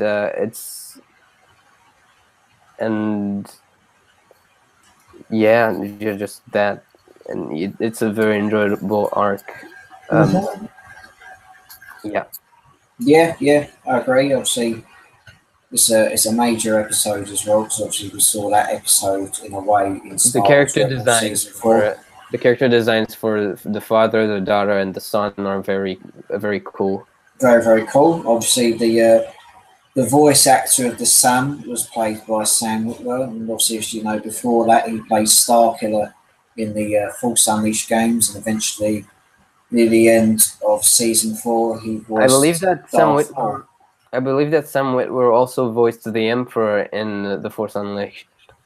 Yes, I think he did as well. Yeah, he does a very good Emperor impression. Yeah, as well. And I was kind of surprised that he didn't reprise the Palpatine role when the original voice actor of Palpatine passed away, and they replaced him with Tim Curry. Tim Curry, yeah. But I enjoyed Tim Curry's role. Obviously, Tim Curry, he was what films he was in? He was in Home Alone 2. He was in It. Yeah. And he was in a couple of other films. But yeah, yeah, I'm surprised as well. But he done the job. Yeah.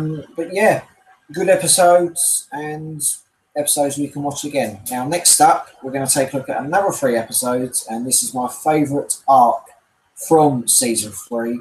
Also, wait, before you get to that, it was awesome. It was awesome to see a couple of that whole moment. To me, one of the highlights of that arc was the moment where Anakin gets visions of the events taking place in Revenge of the Sith and A New Hope, where we see Palpatine as Darth Sidious. We see Padme getting strangled and Obi-Wan attacking Anakin, and later on we see Alderaan gets exploded by the Death Star, and you see Darth Vader, the helmet of Darth Vader, and maybe the silhouette. And the breathing, which is really, really cool. Yeah. And it makes you wonder what if Anakin had remembered all those visions. Yeah, if he remembered him, would he have gone down that pathway? We'll obviously. Mm-hmm. Your catchphrase, Anna, in these streams? No, it's not that necessary. No, I'll say it anyway. Say it. Say it. You should explain to George Lucas. There we go. We got it there. There we go. I just wanted you to say it, but I understand what you mean. Yeah. Okay. I hopefully I'll get a better opportunity, a more deserving, a more worthy opportunity to use that catchphrase, as you say. Yeah. Okay. Next up, we're going to take a look at my favourite story arc from Season 3, and that is the Citadel, which I think is absolutely stunning. An elite team is the last arc of the season, right? No, After that is the Ahsoka arc, where she gets lost. Right. Oh yeah. Right. Yeah, I remember. Yeah. We'll get onto that. An elite team of the Jedi attempts to free Master Evan Peel, who is in possession of hyperdrive, should be hyperspace coordinates. It should be hyperspace, I got that wrong. Hyperspace coordinates that could harm both separatists and Jedis alike. From an impenetrable prison, encountering reprogrammed battle droids, carbonite chambers, and a younger Captain Tarkin along the way before he joined the Galactic Empire, it was revealed that Peel and Tarkin each had memorized half of the coordinates. With 3 prisoners in their possession, and Warden Oso Selbach, voiced by James Arnold Taylor, attempting desperately to thwart them, Obi-Wan and Anakin search for a way out of the Citadel and back to Coruscant. The prison, however, has more traps, perils, and pitfalls in store for them, and they have imagined, and they must work past their differences if they are to escape. While finding their way out of the Citadel prison, which is under the command of Separatist Oso Selbach, the elite team's ship was destroyed, forcing them to wait for rescue by the Republic fleet. And obviously, when that ship got blown up, Clone Trooper Echo, we thought he got killed, but later on during the stream, when we talk about the other episodes, he actually managed to survive that, which is, wow, he's a tough cookie. Along the way to the rendezvous point, they encounter waves of droid squads, which they have to fight in order to evacuate 3 prisoners and save the information they hold. The Jedi attempt to escape, but are concerned by a pack of Anubas who kill Evan Peel.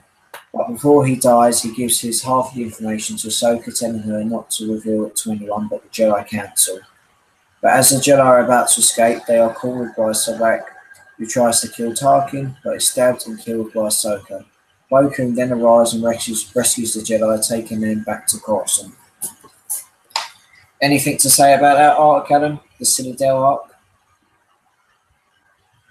Another Prison Break episode. Mm. It was a fun little arc.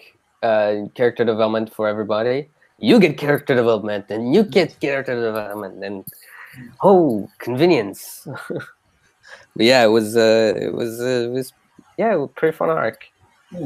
I definitely enjoyed it. I mean, obviously seeing Master Evan Peel, we saw him in Phantom Menace. He didn't say anything, but we saw him in that. A young Captain Tarkin as well, voiced by Stephen Stanton. Who voiced, the first time we see Tarkin in the Clone Wars. Yeah, he obviously voiced Palpatine's geezer at the side, the blue guy, Mazda Major, I think that's his name. He's voiced Tarkin. He voiced Obi-Wan in Star Wars Rebels. He voiced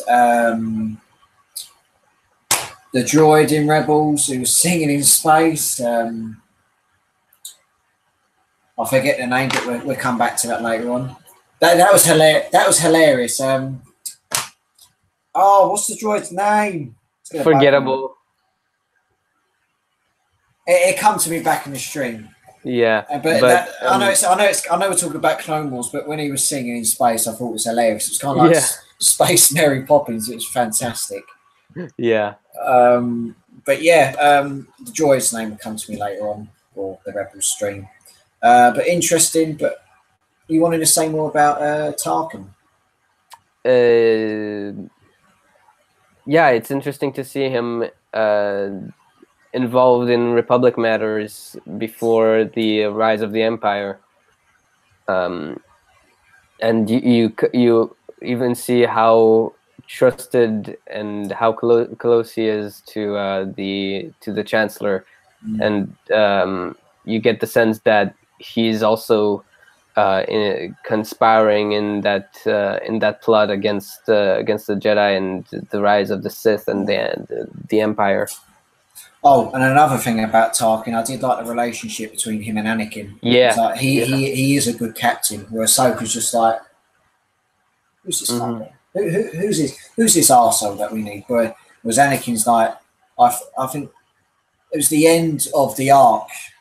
Citadel Rescue, he said, "Be careful about your new friends as well. I think we need people like him. This is a war, and if we're going to win, then we lose everything and everything. But he's like, a job well done, General Skywalker. They shake hands, and we'll see. I really like that bit where you see Tarkin and Anakin, but it's just come to mind as well. Do you think Tarkin knew that Anakin was Darth Vader? I mean, no. No. I mean, that's just a question. He probably. Like later on after the Clone Wars. Yeah, that's what. Yeah, because he could have possibly known during that time. But yeah, I think he might have known that Anakin's Darth Vader.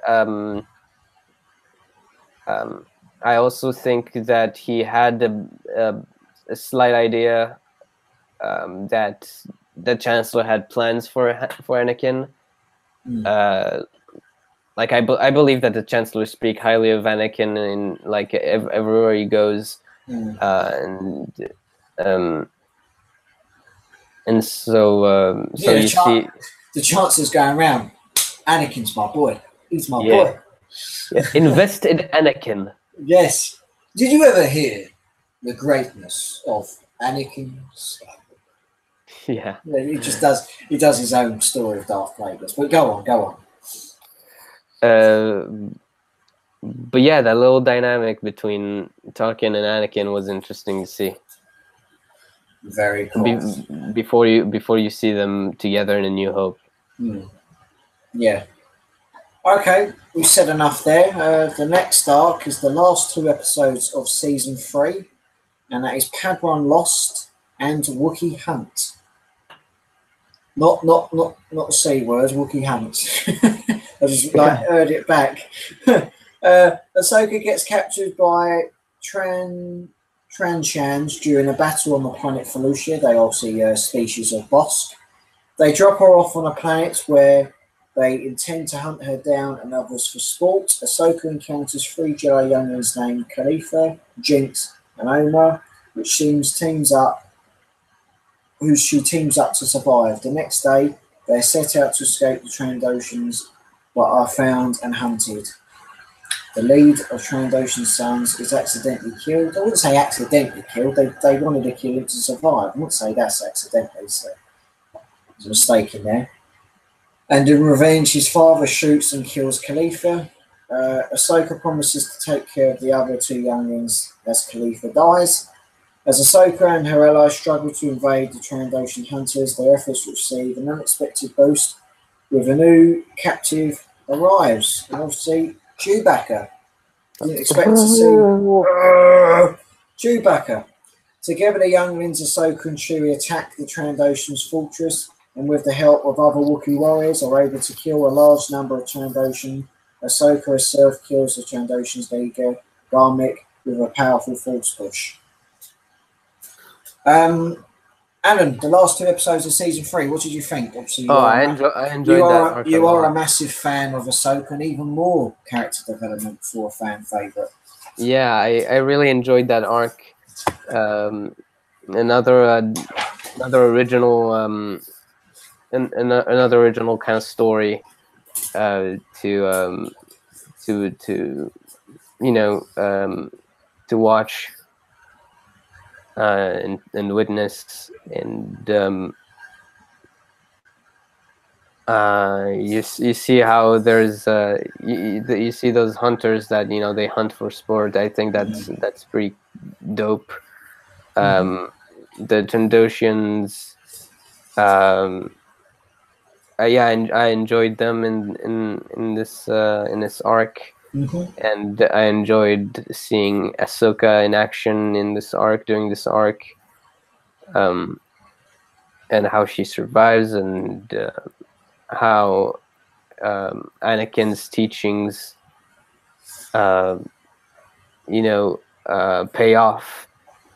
How it all pays off, and how she survives thanks to his training. Yeah, very enjoyable. Definitely one of my favorites in this season. Yeah, it's good to see Chewie as well, which is always great. Before we move on to season 4 arc of this live stream, top 5 episodes, and what would you rank it? So my favorite arcs from season 3. That's season 3. Yeah, we're in season 3. Okay? Yeah, we're in season 3. Season 3. So the clone training, clone cadets, what have you. That the first arc of the season. I also enjoyed a lot the Night Sisters and Savage Press arc, the Mortis arc, the Citadel arc, and the Ahsoka arc in the end. So those are my top 5 favorite arcs. Yeah, I'd have to say that as well. The Ahsoka arc I enjoyed, the Citadel arc, the Night Sisters arc, Clone Cadets, and my favourite one out of all of them, the Mortis arcs. We're all in the same page there. I would rate season 3 an 8 out of 10. Yeah, this is a season where, again, the evolution of the Clone Wars, the animation is evolving, the characters are evolving. Obviously, the Jedi, we saw that they changed outfits now, and that they're a bit older. Yeah. I really like the change outfits. Yeah, Ahsoka is older and more experienced and a bit more mature and less snippy than we first saw her in the Clone Wars movie. More likable, and we get a lot of episodes with Ahsoka this season, I believe. Yeah, and the visuals are just amazing. The cinematography is amazing, and the music, of course, and a lot of very interesting story arcs and interesting episodes. And so yeah, 8 out of 10. How about you? How high would you rate it? 8 out of 10. I'll do the same. Yeah, I'm in agreement. Before we move on to season 4, is there any new comments in the chats? Anything happening? So the Narav joined the stream. Narav, long time no see. I was just chatting a bit with them, and yeah, nothing too special. Nothing too special. All right, we'll move on to season 4 introduction.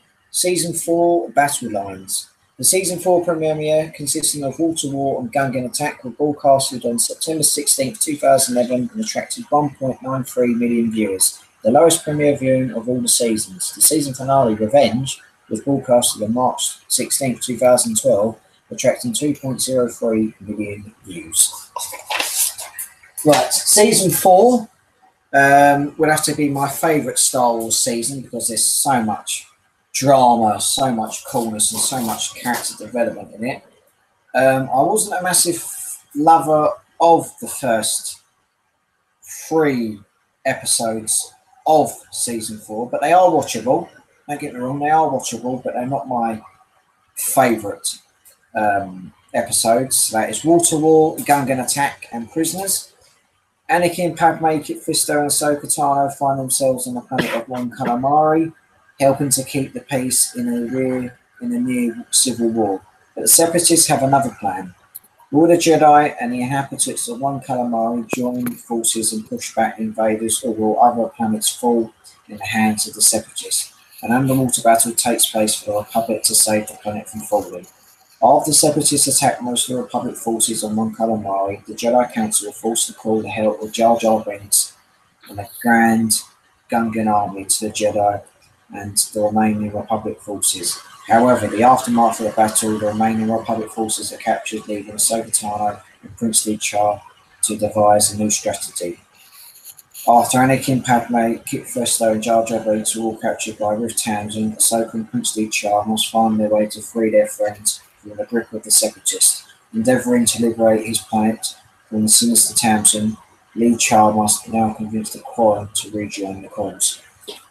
Now, as I said, it's not a favourite arcs of mine. Obviously, the villain Rick Townsend was cool, a shark. Yeah. There's some good action in between, and the one positive thing I can take from that episode is we saw a young Captain Akbar, I believe, Yeah. which was a younger Captain Akbar. It's not a trap, not yet. Later on, Revenge of the Jedi was the original title. Return of the Jedi, it's a trap. Yes. Yeah.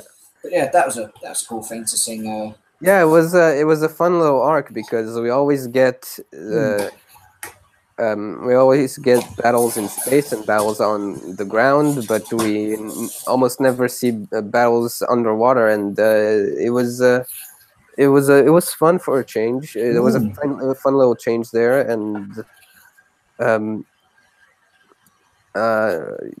yeah, another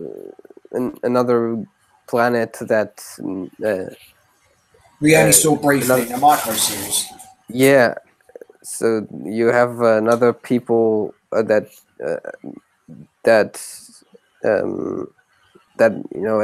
another system that's divided, and how that issue gets resolved, and yeah, was an all fun little arc. Not one of my favorites per se, but it was fun. Yeah. Okay. We'll move on to episode 4. Fish people. We'll move on to the next one, episode 4, Shadow Warrior. Anakin, Padme, and Jar Jar Binks undercover plot by the Gungan shaman Rishlu to trick the Gungans into aiding the Separatists and assault on Naboo. However, as the trade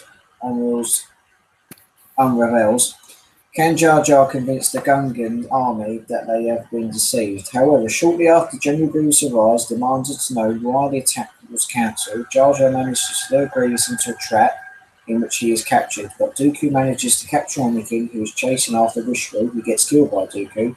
Now Dooku demands the freedom of Grievous in exchange for Skywalker. A filler, not much to say. I mean, it's somewhat of a filler. But it just shows you the Jedi and the clones really struggle, but the Gungans capture Grievous like that. So I know, right? If Anakin wasn't chasing Rishru, probably the war could have ended quicker. You don't know, do you? But yeah, it's all of Darth Sidis's plot. Yeah. Anything you see a new, somewhat of a new aspect, and yet another one of war times, of hostage exchange between enemies. We also saw that in real life. I won't give an example because I don't want to get too much into real life politics, but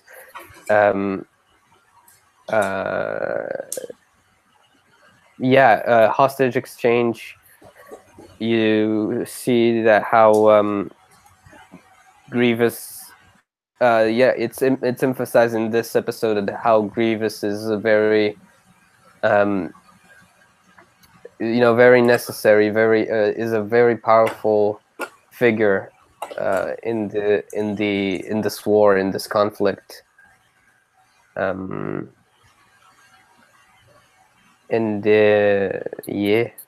Yeah, that's all right. The next two arcs, they're not important. Interesting. It was interesting to see Padme hesitate a bit. Yeah.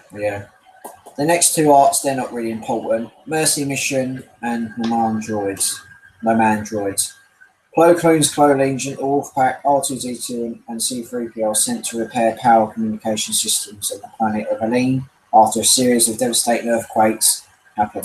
But the droids discover severe illogical inhabitants between the planets and the surface. On their return voyage to Coruscant, a Republic cruiser attacked by General Grievous. R2-D2 and C-3PO find themselves in a wiring and on a series of 4 mini-adventures whilst trying to get back safely to Coruscant, the last of which is being trapped by on John Bruce's ship, which has captured Jedi Master Adigalia until Jedi Master Akoko and his clone legion, the Wolfpack, rescue them. That's the filler episode. Interesting as well to see the droids on their adventures. Obviously, 2 iconic characters, R2D2 and C3PO. Clone Commander Wolf is a cool droid. Clone Commander Wolf is a cool clone and everything, but they're just filler episodes, their missions where C3PO and R2 on their adventures. Next up is one of my, like I said that season 4 is my favourite Star Wars: The Clone Wars series, but there are 2 amazing arcs in this season where it's absolutely fucking beautiful, and that is the Umbara arc. I fucking love this story arc, and I know it's a live stream, swearing everything, but I couldn't give 2 shits. Alan would agree with me. The Umbara arc is absolutely stunning. Yeah, you took the words right out of my mouth, man. It is absolutely stunning. So that is 1, 2, 3. 1, 2, 3 episodes. Sorry, 4. No. 1, 2, 3, 4. Yeah, 4 episodes. So we've got Darkness of Umbara, The General, Plan of Descent, and Carnage of Krell. When Anakin is forced to temporarily turn over command of his clone troopers, the Fire First. There we go, Fire First in action. That's what we want, the colours and everything. Yeah. To a new command, the Jedi upon Krell. Tensions begin to run high as the clones are assigned with a very deadly mission to take the capital of Umbara. General Krell orders Captain Rex and the clone troopers of the 501st Legion to conquer a heavily fortified Umbara airbase and won't accept anything less than victory. It is almost certain suicide mission unless the clones can use their own integrity to defeat their new enemy. After the Republic conquers an Umbara airbase, General Krell orders Rex and his men on towards the heavy fortified capital. Realising there's a better plan, several clone troopers, 5 Jesse and Hardcase, or should be a couple, not several. Actually, no, several is right, yeah. Disobey orders to carry out a rogue mission operation. Obviously they succeed and everything. Obviously Hargase gets killed, but he's some cool guy. With 2 of his men, 5 and Jesse facing execution for disobeying orders, Captain Rex is forced to confront his overly aggressive commander, should be General Krell, in the conclusion to the action-packed battle for Umbara. Risking charges of immunity, Rex must make a dark choice as the true face of the enemy emerges. Far away, Alan. What is your... I mean, you love this arc, don't you? Oh, yeah. I mean, there's nothing that we haven't... I don't think there's much more to say. I mean, it's a great arc. Captain Rex is always a win. The 501st is always a win. And this is, I believe, the first time we see. No, it's not the first time we see it, but we see that there are Jedi that fall to the dark side even during the war. Yeah. How the war kind of affected their point of view, and how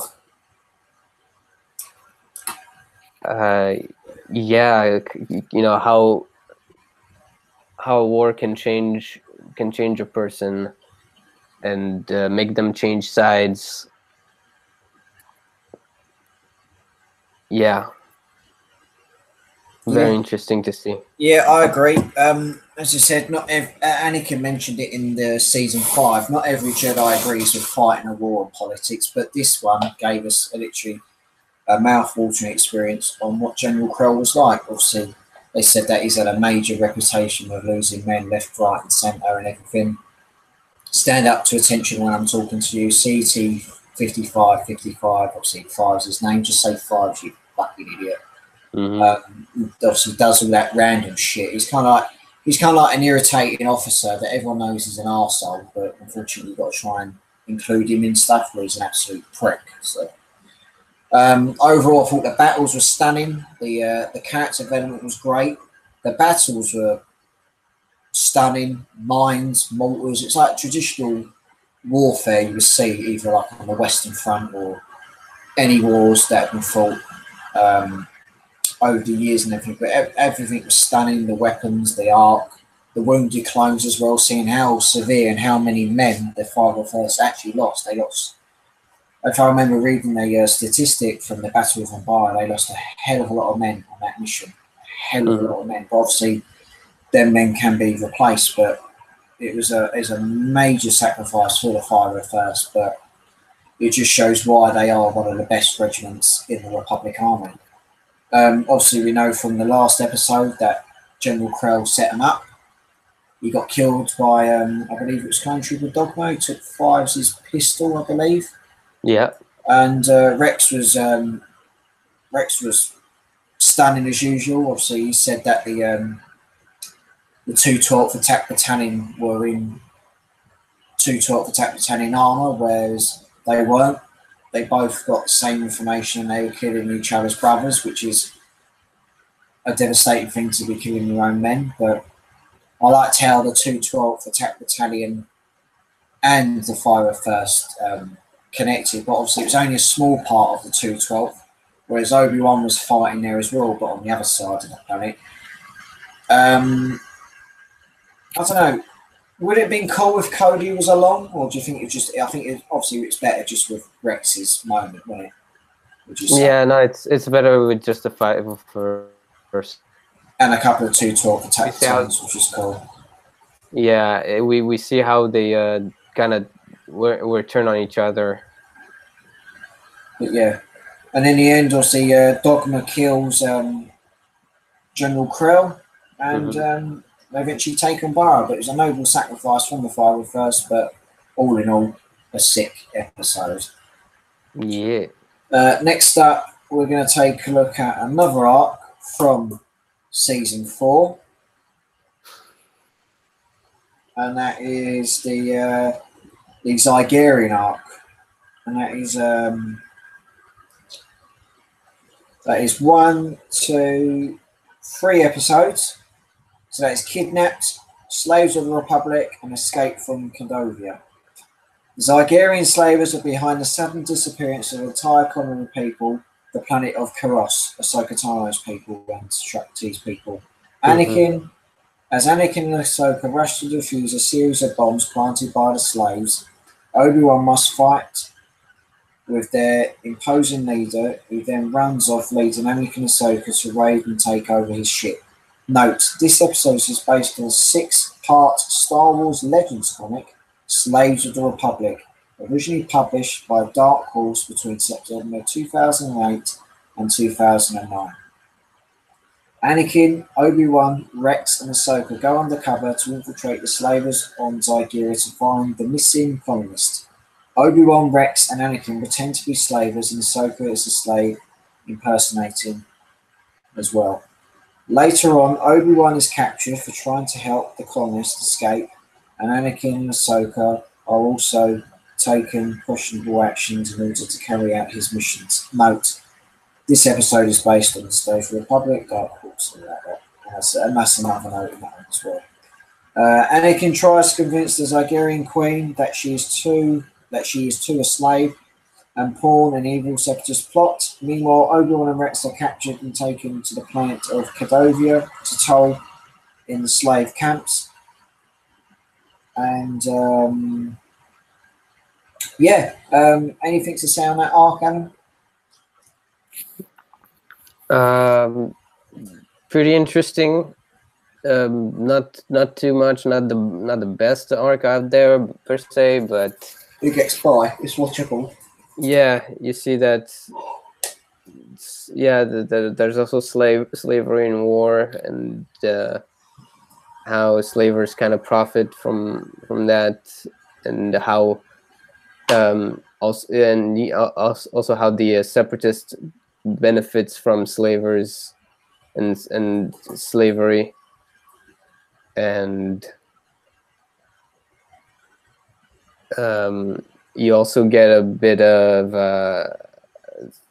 like a bit of a shout out, a bit of a throwback to Anakin's past, and how he is dealing with it in this story arc. How he's well, I love it because he hates him. He's like Zygerian scum. Yeah. Crashes the holocron, which he's got his lightsaber right by his neck, and he just ignites it.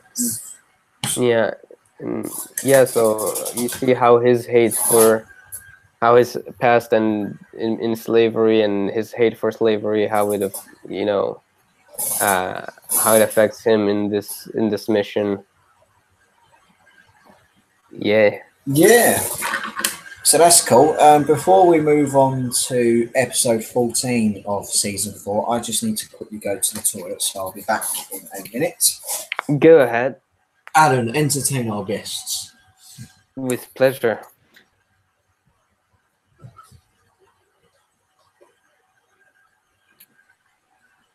Computer would like to cooperate.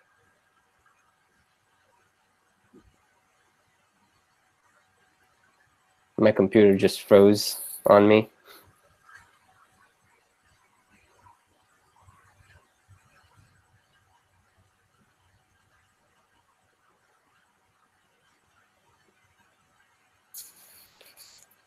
Yeah, I'm basically seeing gray screen right now.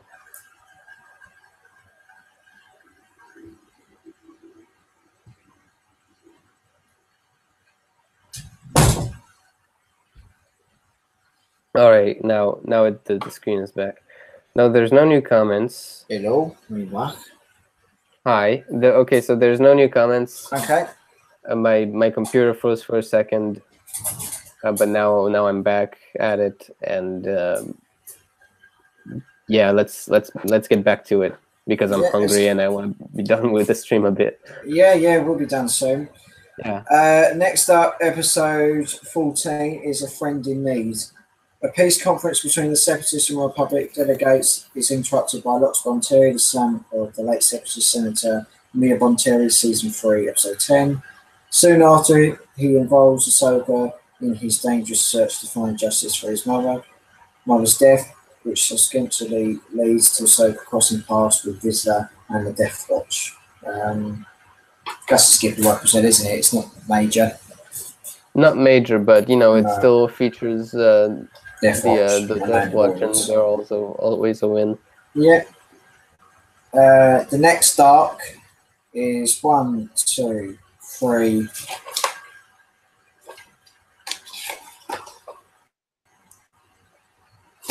No. 1, 2, 3, 4 arcs. That's it, 4 arcs. And that is the Obi-Wan Kenobi undercover episodes. And I thought they were really cool. So we've got Deception, Friends and Enemies, The Box. Lies! And, Deception! and Crisis on Naboo. Obi-Wan fakes his death and goes undercover as Rocco Hardeen in a Republic prison in order to gather information on a plot to kidnap Chancellor Palpatine from the convicted name Moralo Ival, also voiced by Stephen Stanton. While there, he learns that another prisoner, notorious bounty hunter Cad Bane, is also involved. Meanwhile, Anakin seeks vengeance over the death of his former master. Just shows you how him and Obi-Wan are so close to each other. Are we already at the bounty hunter undercover arc? Yeah. Oh, I love that one. Yeah. Friends and enemies, having escaped from prison, Obi-Wan, Cad Bane, and Moralo Ival flee across the galaxy, pursued by Anakin and Obi-Wan. Obi-Wan must devise a way to warn his fellow Jedi to halt their chase without blowing his cover. Next episode, The Box. Count Dooku invites some of the best bounty hunters in the galaxy, including Cad Bane, and in still disguised Obi-Wan to complete an obstacle course designed by Mahalo Val, also known as The Box, which with involvement in the plot to kidnap Chancellor Palpatine as a reward for survival. After facing many challenges in The Box, Obi-Wan survives along with Cad Bane and 4 other bounty hunters. Cad Bane is appointed by Dooku to lead the kidnap operation against Palpatine on Naboo. Supreme Chancellor Palpatine goes to Naboo, guarded by Jedi Knights. Meanwhile, Cad Bane, as still disguised Obi-Wan and a pack of bounty hunters, put their plan into action, but it fails when Obi-Wan alerts the Jedi and Dooku doesn't windress with them to collect his glory. With the bounty hunters now in Republic custody, Obi-Wan wants to change back to his original self. However, what Obi-Wan doesn't realise was that Dooku was eavesdropping via a hidden recorder when he alerted Mace Windu and Anakin Skywalker, indicating that a deeper conspiracy is still at hand. Will Anakin be able to stop Dooku's plan before it's too late? Now, that episode arc is up there, the likes of the Bar arc. Anything to say on that, Adam? Yeah, it's just an awesome arc. Yeah, I absolutely love the Box episode. I think it's fantastic. Yeah. I mean, have you ever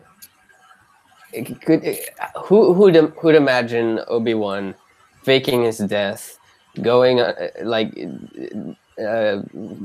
freaking, disguise himself as a bounty hunter, change his skin, literally change his skin and go undercover as a fucking bounty hunter. Yeah, I like it. It goes, well, time for a shave. You don't you swallow it. I was afraid you'd say that. Yeah. That was good. That was a good impression there. Thank you. Go on, please continue. Yeah, it was just such a fun arc. More bounty hunters is always awesome to see. We see Cad Bane again. Cad Bane is a fan favorite. Yeah. This new outfit is pretty cool as well. And the prison escape again. Mm-hmm. We get a lot of prison escapes, but yeah, that one was also fun. A lot of fun. I think that's the best one. Yeah, the best prison break. Yeah, very, very, very enjoyable. Yeah, very fun. Yeah, really cool. And Palpatine is saved in the end. And I like the quote what Dooku said. But yeah, there just weren't any stakes because we knew that Obi-Wan is going to survive, and Ahsoka. Yeah. Well, Ahsoka, we didn't know if she was going to survive, but she didn't. Yeah. The stakes weren't really pointing at her, and we knew that Anakin was going to survive. We knew that Dooku and Palpatine were going to survive because we see them in freaking in episode 3. So yeah.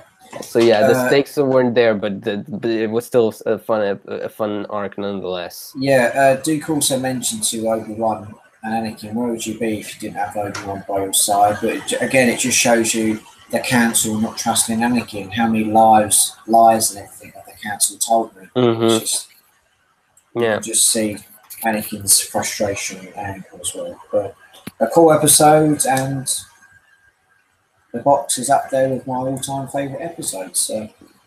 Indeed. Next up, we're on episode 19, and that is Massacre. After failing to kill Count Dooku or control Savage Opress, Asajj Ventress is advised by Mother Talzin to reject the ways of the Sith and rejoin the Night Sisters.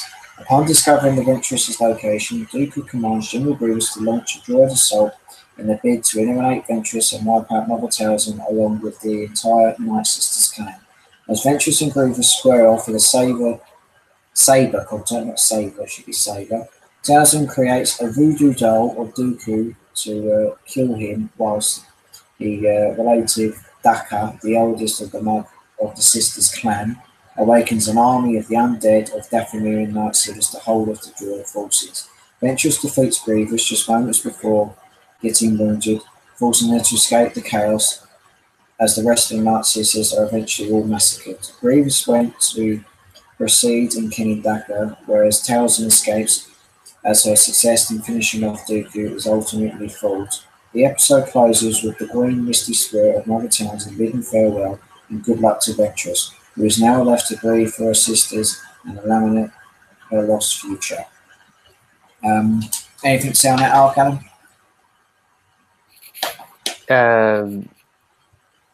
I mean, good. Good, yeah. Yeah. Good, yeah, I enjoyed it. Battles, undead zombie creatures again, which is always cool. Payback and payoff for Ventress. Yeah, payback and Character payback. development for Ventress. She started off as a Sith apprentice, and now she becomes a then she transitioned to being part of a Night Sisters clan, and now she's becoming a bounty hunter, an independent bounty hunter. Yeah, I'm actually going to come on to the episode now, and that's Bounty, episode 20. Yeah. Ventress joins a team of bounty hunters, including Bosk and Dengar, including Boba Fett as well, under leadership of preteen Boba Fett. On an alien world, they undertake a profitable delivery mission that tests the limits of their skills and strengths of Ventress's character, realizing that familiar love is a virtue throughout the galaxy, and that her powers are needed by many. Ventress finds a sense of closure and hopes for her future after all. Decent episode, but not major things, so we're going to move on. Yeah. Next up, we're going to take a look at the last arc of Star Wars: The Clone Wars Season 4, and that is the return of Darth Maul. Brothers and Revenge. Boy! With a magical necklace Mother Townsend provided him, Savage Opress lands on a junk planet in the Outer Rim and searches for his long-lost brother. With the help of the snake-like Morley, Savage finds his brother, discovering that it is no less than the Sith Lord Darth Maul, who has been driven to insanity from his bisection and near-death experience. Fueled by hatred, Darth Maul and his brother Savage Opress sets out to take revenge on the Jedi who has sliced him in half on Naboo over 10 years earlier. Maul sends a message to Obi-Wan Kenobi to confront him alone by murdering the inhabitants of a village on a distant planet. Upon arrival, Kenobi is attacked by both Maul and Savage Opress, and then leave the planet with Kenobi as their prisoner. Obi-Wan receives aid by an unlikely ally, Asajj Ventress, now a bounty hunter, after the 1 million credit bounty on Opress. Outmatched, Obi-Wan and Ventress flee Maul and Savage in the ship's cockpit, leaving the two Dathomirian brothers to patiently stage their next move, with Maul vowing to exact his revenge on Obi-Wan Kenobi. Very nice impression, right? Thank you. I have plans, Kenobi. Go on, and you're a massive fan of Maul and Sam Witwer. Far away. What do you think? It was very. I think that's one of the darkest episodes. That one, very dark. That was, especially with very dark episode. I love Darth Maul's return and really executed. And everything about that arc was just pretty perfect. I'd say, the highlight of that arc was Darth Maul, and later on how the battle between him and Savage and Obi-Wan and Ventress, some of the best lightsaber battles out there. Top notch. And Darth Maul was very menacing in his return, when we see him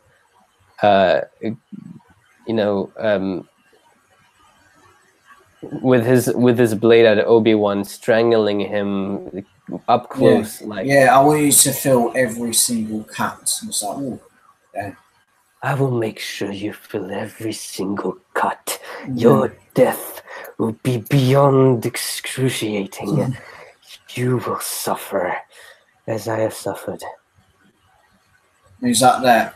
I was the apprentice that was powerful being in the galaxy. But I was destined to so much more. I was destined to become So much more. I was That betrayed destiny by the Jedi, by by Obi-Wan Obi-Wan Kenobi. Kenobi. Then we shall have our revenge, brother. Yes, we shall start with revenge. Fantastic. And Fantastic. I loved it when Obi-Wan says, "Red's not my colour. I want that back."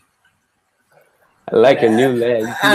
Another thing I liked about it, even though it was a major crisis, they were like flirting. Honey, oh, come on, my dear. That's fun. What? No, there was a scene in it where she's like, "Hurry, honey." Like, Venture's called Obi-Wan honey, and they're like an old married couple, like arguing, but they were actually in a severe crisis. If you go back and watch it, you'll No, she said Hurry Kenobi. No, she said honey. She actually, if you go back and say it, she actually said that. No, she said funny, maybe. Yeah, I think that's what we'll go back and watch it. Like, because she said like oh yeah, Obi-Wan was like, "We're outmatched. You want to run? I learned from watching you. Funny." The cockpit? Funny. Oh, funny. Yeah. I thought it was honey. No, funny. Oh, I see. Okay. Anyway, that's been cleared up. So yeah, that is season 4 of the Clone Wars wrapped up. Before we move on to season 5, we're going to get through this as quick as we can because we have been streaming for nearly coming up to 3 hours now, which is a record on this channel. Yeah. But we're going to go to the end. Favourite arcs from season 4, Adam, and how high would you rate it? Okay, so season 4. Well, Umbara arc, obviously. The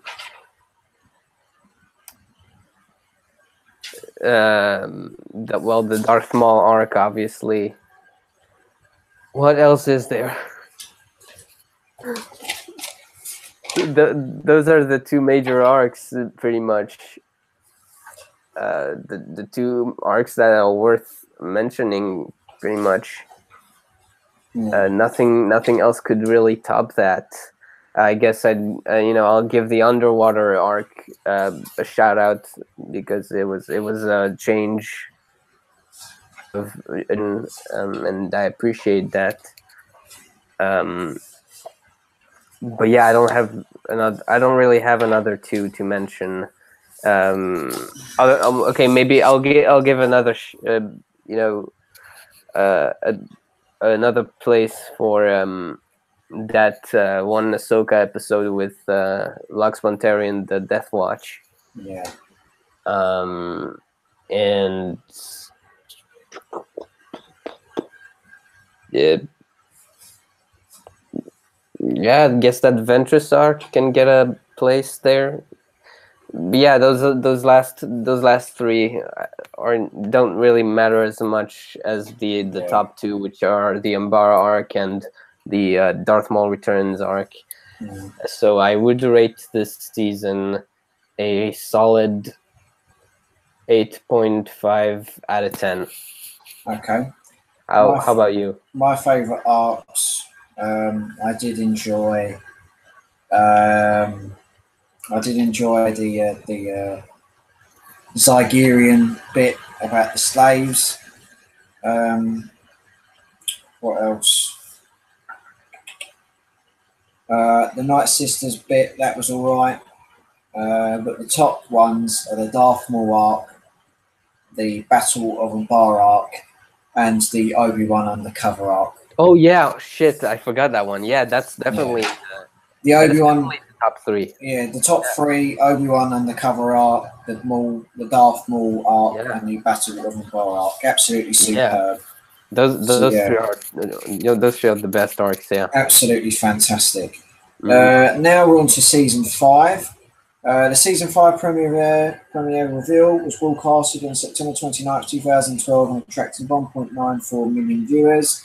Season 5 consisted of 20 episodes instead of the normal 22 episode count. And that was the last official Clone Wars season on TV. I wonder why they didn't do 22, but Hold on. The season 5 finale, The Wrong Jedi, was broadcast on March 2nd, 2013 and attracted 2.18 million viewers. Unlike the first 4 seasons, the episodes for season 5 were released to DVD and Blu-ray in chronological order as opposed to broadcast order. So yeah, that is the brief outline of season 5. Before we get into that, Alan, any new chats, or should we continue on at a good pace? Continue. Chat is dead. Okay, right. 1, 2, 3, 4. 4 episodes on the Battle of Onderon, Revival, A War on Two Fronts, Front Runners, and the Soft War.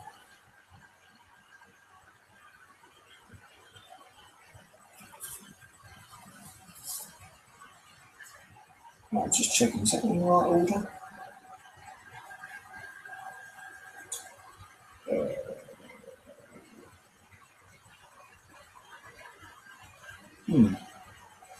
Oh, it's in a... Oh, I see. Cancel Revival. Their Revival episode is just after. They've done it in chronological order, they have. Yeah. That's what they've done. Yeah, the first episode we see Darth Maul again in Savage with the pirates. That's later on, isn't it? That's chronologically it's later on. Yeah, they've done it in chronological order. Yeah, all right. So War on Two Fronts, Front Runners, the Soft War, and Tipping Points. War on Two Fronts. On the separatist world of Onderon, a group of rebels call for the assistance of the Jedi. Ahsoka, Anakin, Rex, and Obi-Wan go to train the rebels to fight and see the former separatist and Ahsoka Tano love interest Lux Venturi is among them, as Alderaan is his homeworld. Ahsoka Tano, now leading the rebels in Alderaan but forbidden to fight, puts the training to use by having them hijack an AAT tank and blow up the main power station, the capital of Alderaan, so that the rebels can wreak havoc. The former king of Alderaan is going to be executed by the droid general and his current king of Alderaan after an ill-calculated solo effort to rescue the deposed king. Ramses, dammed up by Saw, Steeler, Lux Venturi, and Ahsoka, with no help from the Republic, devise a plan to retrieve the king from the palace.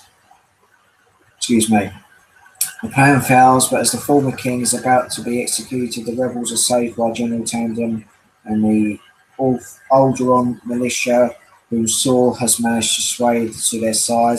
Now knowing the Jedi's involvement, Dooku grows impatient with his underlings.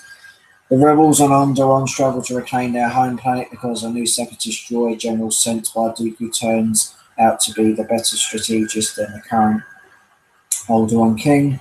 After the Republic and the Jedi High Council refused to give Ahsoka Tano and the rebels assistant, Anakin Skywalker says Hondo Lanaka, crime boss of Florence, to supply illegal rocket launchers to the rebels to combat the separatist new gunships.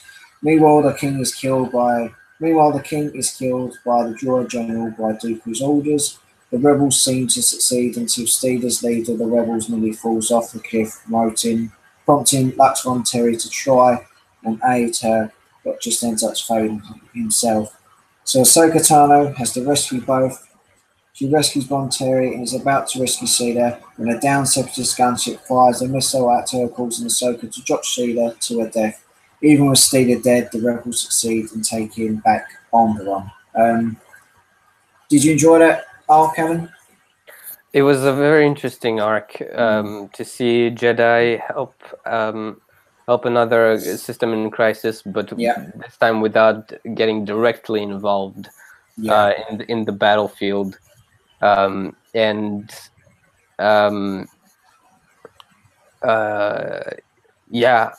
It's something that I think we should have seen reoccur later on in The Last Jedi with Luke Skywalker, but I'm not gonna talk about that in any more detail. If you wanna hear more about that theory, you should check out the one of the previous Star Wars Conversations live streams we did on The Last Jedi. But it was it was an interesting little arc there, a bit of fun, a bit of character development for Ahsoka, and we get introduced to two new characters, one of which will reappear in Rogue One. Lies, deceptions. So, girl. Yeah. But no, I don't really have a lot to say. Obviously, the Jedi didn't get involved, and Alderaan just was free before it got destroyed by the Empire. Really, so nothing else really to say there. So we'll move on to episode 5, The Gathering. Ahsoka, and that is it's 1, 2, 3. That's a 4-episode arc, that is. Ahsoka and Yoda take a group of younglings to the cave of Ilum to perform the Jedi passage called The Gathering. You don't like that, do you? Not much, no. Not much, no. Where they reach each other face an internal fear. I only watched it for the Hondo bits because you know we see it we see the we see the pirate base destroyed later on. Yeah, it's not a well-known thing, but yeah, we quickly skip through it. We don't need to talk about it in detail. This one. Yeah. Gathering, where they reach each other face their internal feel for in order to retrieve a kyber crystal so they can begin building their lightsabers. While returning to Coruscant with their lightsaber crystals, the younglings are attacked by Hondo, who wants to steal their crystals and sell them. Ahsoka must defend the younglings from the pirates. With Ahsoka captured by Hondo, the younglings go to Thrawn to rescue her against the wishes of Obi-Wan Kenobi. However, before they can help the younglings, he is attacked by General Grievous and defeated, but nearly kills the Dread General by setting the self-destruct on the Negotiator after being defeated by Grievous in single combat. General Grievous attacks Hondo and Thrawn, so Ahsoka and Hondo must amend in order to survive. Not a major arc. I think it's an arc that could have been avoided because obviously we saw the Ilum part in the micro series, and this is not really need to talk about it in detail, really. So move on to the next episode, which is another episode, Secret Weapons, and that is 1, 2, 3, 4. That's a 4-episode arc with Colonel Gaston and the D squad of droids. We don't need to talk about that either, but I'm going to briefly go through that as well. R2-D2 is part of a team of the Republic droids chosen for an important mission led by the delusive Colonel Meba Gascon, who's voiced by Stephen Stanton, to obtain an encryption module from the Separatist Dreadnought. The droids must overcome numerous challenges obstacles to succeed in the crucial assignment. After their ship crashes on the planet, D-Squad and Colonel Gascon must find a way to get back to Coruscant or be stranded forever. Colonel Gaston and D-Squad discover that Aberfar, the planet where they trapped on, is a Separatist-controlled planet. They discover a Republic commander named Gregor, who has been stranded on the planet as well. They must work together to get to the planet safely. After believing themselves, Colonel Gaston and D-Squad discover that the prisoners of the Separatists in a captured Republic cruiser finding themselves in a plot to destroy a Republic space station holding a strategic conference. So The Gathering and this episode you're not a massive fan of, are you, Alan? No. No. Okay, after that, we go on to the next episode, Immense. Darth and Savage Press form an arrangements with the Mandalorian terrorist group Death Watch. But before that, they were with the pirates. They were with the pirates, yes. They were trying to recruit pirates, but they failed. Yeah, I'll read that one, but it's in chronological order. Revival. Darth Maul and Savage Press steal a fortune of Republic credits and bribe a squad of pirates to take down a pirate stronghold run by Hondo. They attack Hondo's stronghold, but Obi-Wan, accompanied by Jedi Master Ali Galia, intervene, and the battle follows. Savage kills Ali Galia. Hondo ambushes the squad of pirates and wins their loyalty back, while Obi-Wan fights Savage and Maul and cuts Savage's left arm off. The brothers flee to their ship, and under fire, Hondo and the pirates shoot it down, but they escape while a pod. Obi-Wan returns to Coruscant with a chance to inform that the brothers are no importance compared to the Separatists, and no further action should be taken. Your opinion, Alan, on that episode? I mean, it's that episode for me. It's also part of the Mandalorian arc, even though it doesn't feature Mandalore arc. It doesn't feature Mandalore yet. It's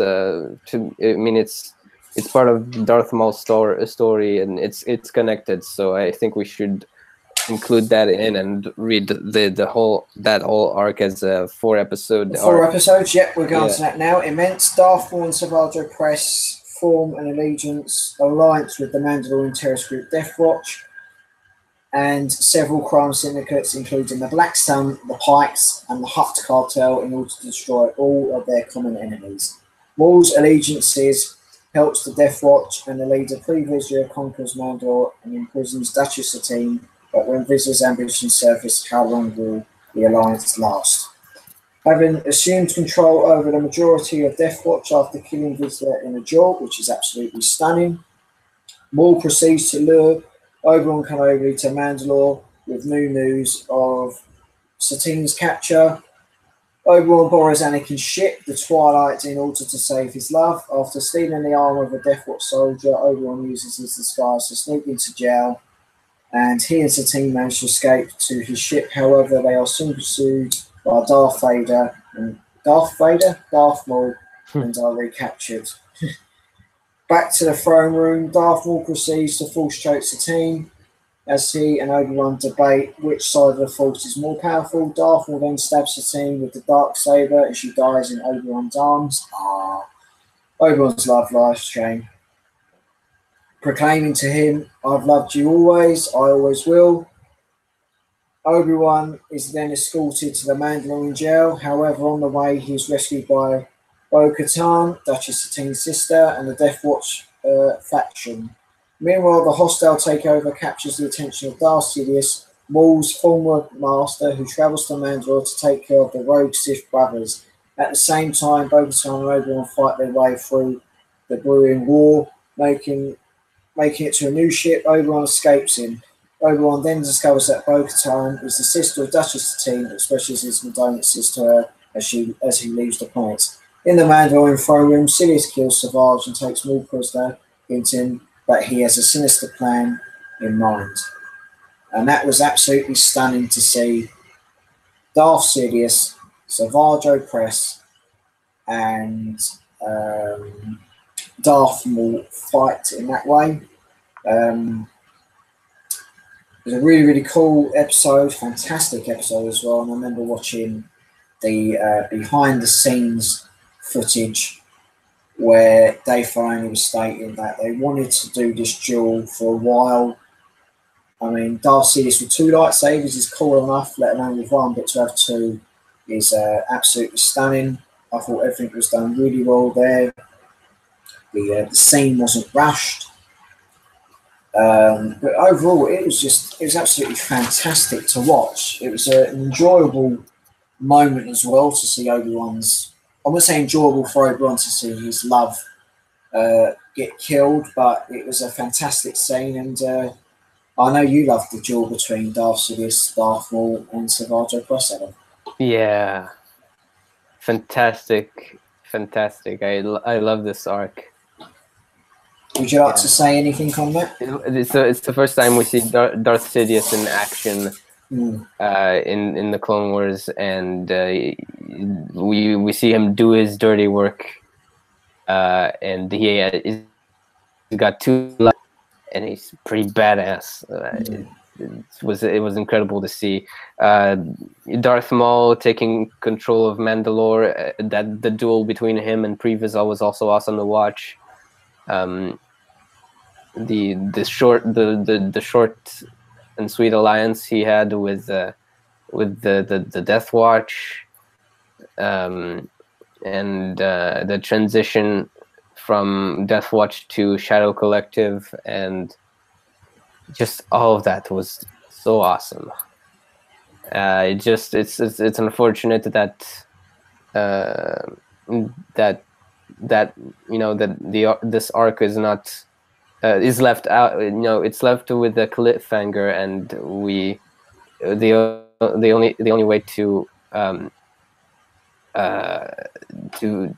only way we see it finished is with this comic book, and we also get more details in the Ahsoka book of how the Battle of Mandalore, the Siege of Mandalore, the Battle of Mandalore went down.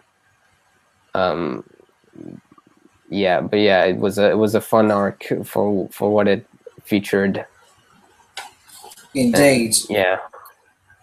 Very cool. I liked it. Very, very cool. Next up, we're going to take a look at the last 4 episodes from season 5, and that is the Ahsoka arc. Obviously accusing the wrong Jedi. So that's Sabotage, the Jedi who knew too much, to catch a Jedi, and the wrong Jedi.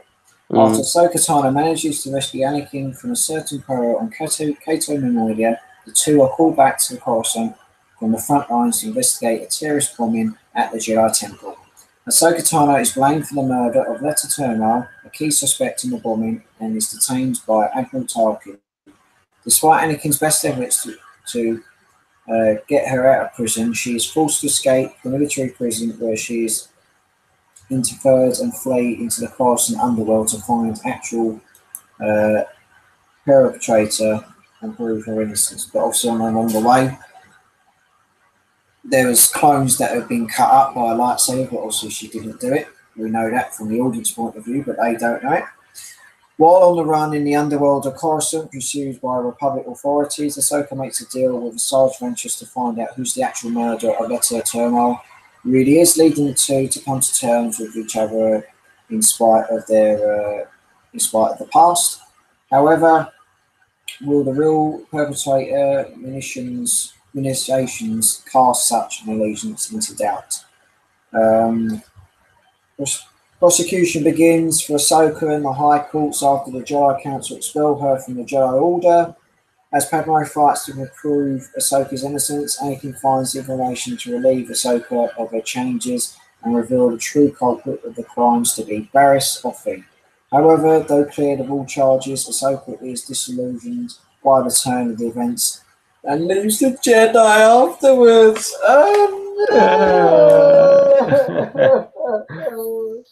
It's okay, Jackie. It's okay. I know, and that music is very emotional. Yeah. The score in that arc. The We'll start off with that. Yeah, we'll start off with that.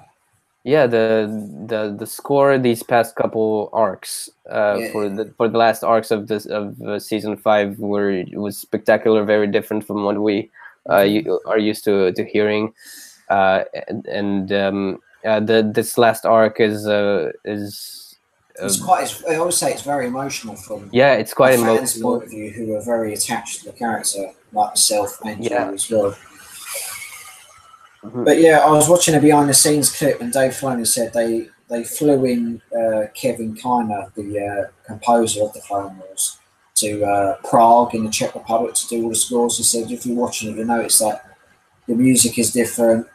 Characters are getting a little bit dark, but Ashley Eckstein put it great on the behind the scenes DVD saying everything's getting a little darker. Ahsoka's getting darker, Tarkin, Anakin, everything's changing because we are so close to the events of Revenge of the Sith, and it's just like fucking hell. Well, we know Anakin's downfall, I think, but Jesus, it's that close. It's like, it looks like they've avoided a major incident, but I think if I remember, like the wrong Jedi or the Jedi too much, it's referred to like I think it's an Alfred Hitchcock movie that he done, like the titles and everything. But it's an amazing plot twist. As I said earlier, it's kind of like an Agatha Christie sort of Cluedo stuck in a room investigation movie or TV show. It's stunning.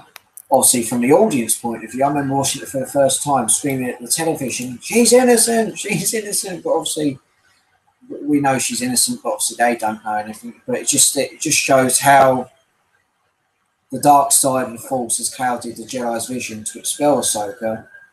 When Mace Windu says, "This was your great trial," kind of like Anakin's step, micro series, or Count Dooku's decapitation episode 3. It's kind of like his big last major trial to become the Jedi she was, but the trial turned out that she was innocent, but the Jedi were absolute idiots, I feel, because they lost one of their most gifted young students. But in a way, it can be a good thing because one of their best warriors, but in a good way. For Ahsoka, it's good because we don't know she would have been caught up in the events of Order 66. But overall, a stunning episode arc, And yeah, and Barry Softly. and a very sad ending as well to a beloved Star Wars character. But what did you think of Barry Softly being the culprit? Yeah, Barry Softly is another Jedi who turned rogue. And I was going to do Riz Ahmed, Rogue. Sorry, Baby Rogue. Rogue One. Yeah. Yeah, another Jedi turned rogue, and to quote her confession, I did it because I've come to realize what many of people in the Republic have come to realize, that the Jedi are the ones responsible for this war, that we've so lost our way that we have become villains in this conflict, and that we are the ones that should be put on trial, all of us. And my attack on the temple was an attack on the Jedi, on what the Jedi have become, an army fighting for the dark side, fallen from the light that we once held so dear. This Republic is failing. It's only a matter of time. So this Jedi saw everything, that it had a very clear vision, and she was onto everything that was going on, and that's impressive. And yeah, she was right. After all, she was right. The Jedi were not themselves. They were fighting for the dark side. They were pawns in the Sith, in the Sith conspiracy, in the Sith plot, that would eventually lead to their own destruction, to their own demise. And it was very interesting. Whenever a Jedi turns rogue, it's very fun to see and very interesting to see what's going on in their minds. Yeah, well, Krell, Barry Softly, Anakin. Anakin was the prime example, and we've done it great. Mm-hmm. So yeah, that is season Dooku, 5. yeah. Dooku as well. That is season 5 wrapped up. So we're going to be streaming for at least half an hour more, because obviously we've both got to eat and we are tired from talking. But favourite episodes, and how high would you rate them, Alan, before we get onto season 6 and wrap up eventually? My favorite arcs are the Darth Maul arc, the Mandalore arc, of course, and Ahsoka's arc. Pretty much everything else was filler to me. And but yeah, there was also the Alderaan arc, which was interesting, but not as interesting as the other two. Not much else to mention for this season. It was an okay season, very, very tense and very powerful toward the end. But yeah, it just those 3 arcs. I'll give them. I'll give them a place in a high place in my favorite arcs for the season. And as far as ratings go, I would rate season 5. I would rate it an 8 out of 10, because it, for 20 episodes, only less than half of it was kaboom, and the rest was meh. Yeah, the start of the season was poor. But again, I enjoyed the cinematography a lot in each episode. Yeah. The start of season 5, it was okay, but later on the episodes got good. Obviously, the Darth Maul arc, the Mandalorian arc, the Ahsoka Tano plot. But I don't think I rated season 4. I'm trying to remember. I'll rate it now. Season 4, 8 out of 10. Season 5, 8 out of 10 for the end. Mm-hmm. It got better at the end, season 5. Around about the 12th episode, season 5 got better. Yeah. Okay, next up, we're on the last season so far. Season 6, Lost Missions. Episodes from the 6th season of the series were released on March 7th, 2014 on Netflix. The 13 episodes of the 13 episodes of Season 6 premiered in Germany on February 15, 2014. Okay, we are on the last series of the Clone Wars. So Last season, yeah. Last season, so we're going to briefly talk about that because, like I said, we're going to stream for not much longer because we have got to eat and everything, and obviously our voices will be dying of thirst. So and hunger. So there's 13 episodes in that. So you've got 1, 2, 3, 4. So you've got 4 episodes about the clone chip in their head. There's 3 other ones about Senator Clovis and Padme and the planet Scipio. There's 2 with Jar Jar Binks and Mace Windu. And there are 3 episodes about Yoda. So we'll briefly talk about them. Episodes 1 to 4 about the inhibitor chip, the unknown, conspiracy, fugitive, and orders. Clone Trooper Tut. That was awesome. Fantastic. Clone Trooper Tut is suffering from a severe neurological disorder that causes the death of the Jedi Master, trying to find the motives for the assassination.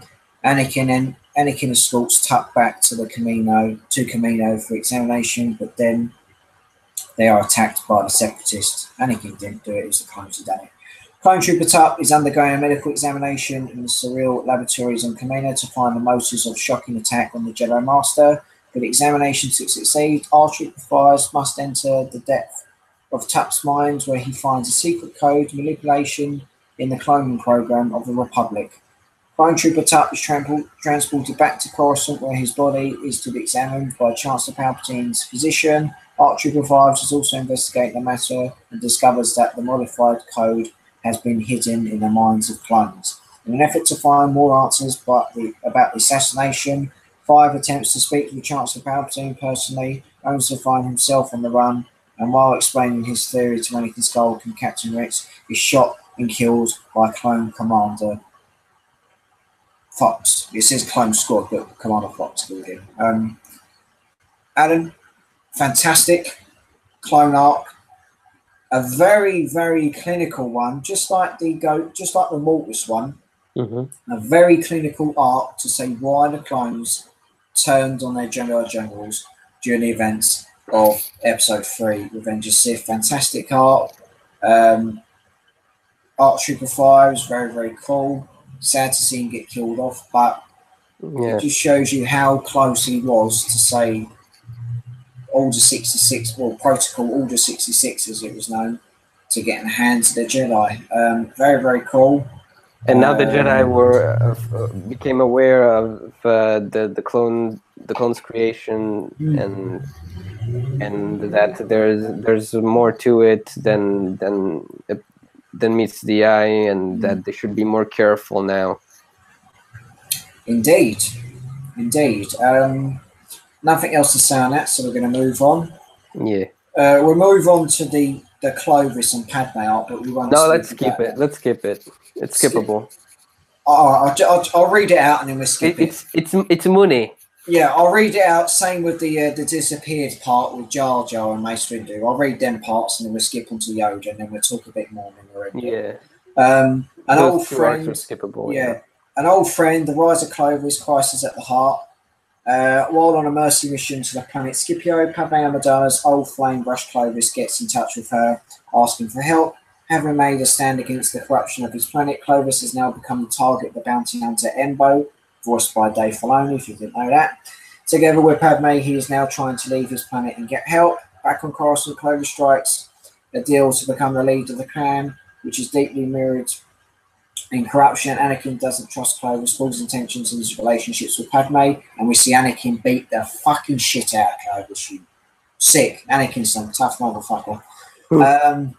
Crisis, I loved it when he punched Anakin. He's like, have that motherfucker.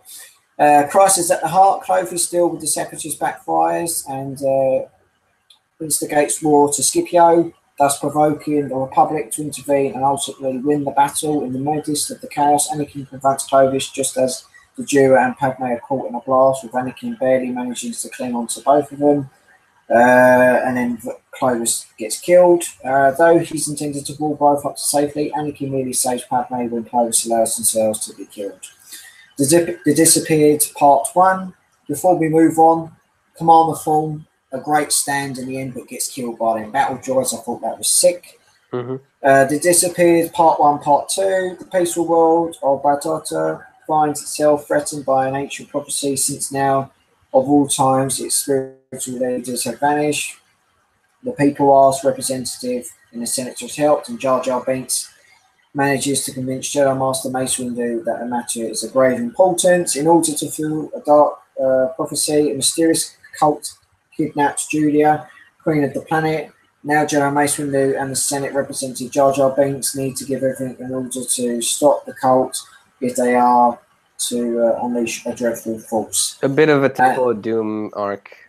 Exactly. And the last episode is the Master Yoda arc on basically what has happened. We can't start to see his false visions and everything. Yeah. So that is The Lost One, The Voices, Destiny, and Sacrifice. Oh, sorry, no. Before that, it says it's one arc. It's one arc, then it goes to 3. The Lost One. Jedi Master Cypher Dyas died under mysterious circumstances years ago when a secret Jedi mission accidentally finds his lightsaber. Anakin Skywalker, Obi-Wan Kenobi, and Master Yoda investigate Cypher Dyas' death again. To keep them from uncovering the Sith conspiracy, Darth Sidious orders Dooku to erase all traces that links up to the murder investigation. This successfully works, and Dooku escapes shortly after Obi-Wan and Anakin learn that he was the one who killed Cypher Dyas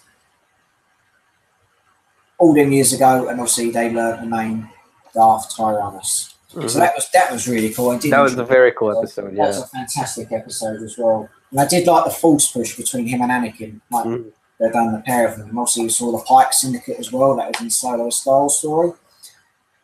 And eventually. The last 3 episodes: Voices, Destiny, and Sacrifice. Yoda is deeply unsettled when he hears the voice of a deceased friend. It is I, Qui-Gon Jinn, voiced by Liam Neeson, in his head, because he knows that not even a Jedi can speak to the living from beyond the grave. The Jedi Council is concerned about Yoda's behaviour and wants to examine him further, but with the help of Anakin, Yoda escapes from the hospital and sets out to find the origin of the voice by himself. So it's kind of like the quote at the end of Revenge of the Sith. On Tatooine, training, I have you. Training. One has returned from the netherworld of the Force, your old master. So that's kind of cool to go, we from Revenge of the Sith, we know how we talk to Qui-Gon. That's cool. Mm-hmm. So Destiny is the next episode. Guided by the Force, Yoda travels to the heart of the galaxy. There, on the planet where he finds the origin of the Force, he must face difficult trials. Only upon passing them with the stages deem him worthy of learning the deepest mysteries of the Force. And the last episode, before Season 7 comes out this year, Sacrifice. On Moraban, or Korriban, the homeworld of the Sith, time has come for Yoda to pass his final test. Only then will he learn the best-kept secret of his order, but first encounters a vision that heavily foreshadows what is to come, which involves Yoda facing the spirit of Darth Bane, if you knew this, Adam, voiced by Mark Hamill. I knew it. Yeah. During this time, Darth Sidious summons Count Dooku to his hideout, whereupon the duo plan to break Yoda, which vigorously stages a confrontation, between the Sith Lords and Yoda's alongside Skywalker and the 501st. Towards the ultimate conclusion, Yoda realizes that no matter who wins the Clone Wars or what the future holds, there will only be one day. There will one day be a new hope. That last episode, Anna, anything to add before we talk about just the extra parts that are potentially meant to come out? Yeah, it was a fun arc.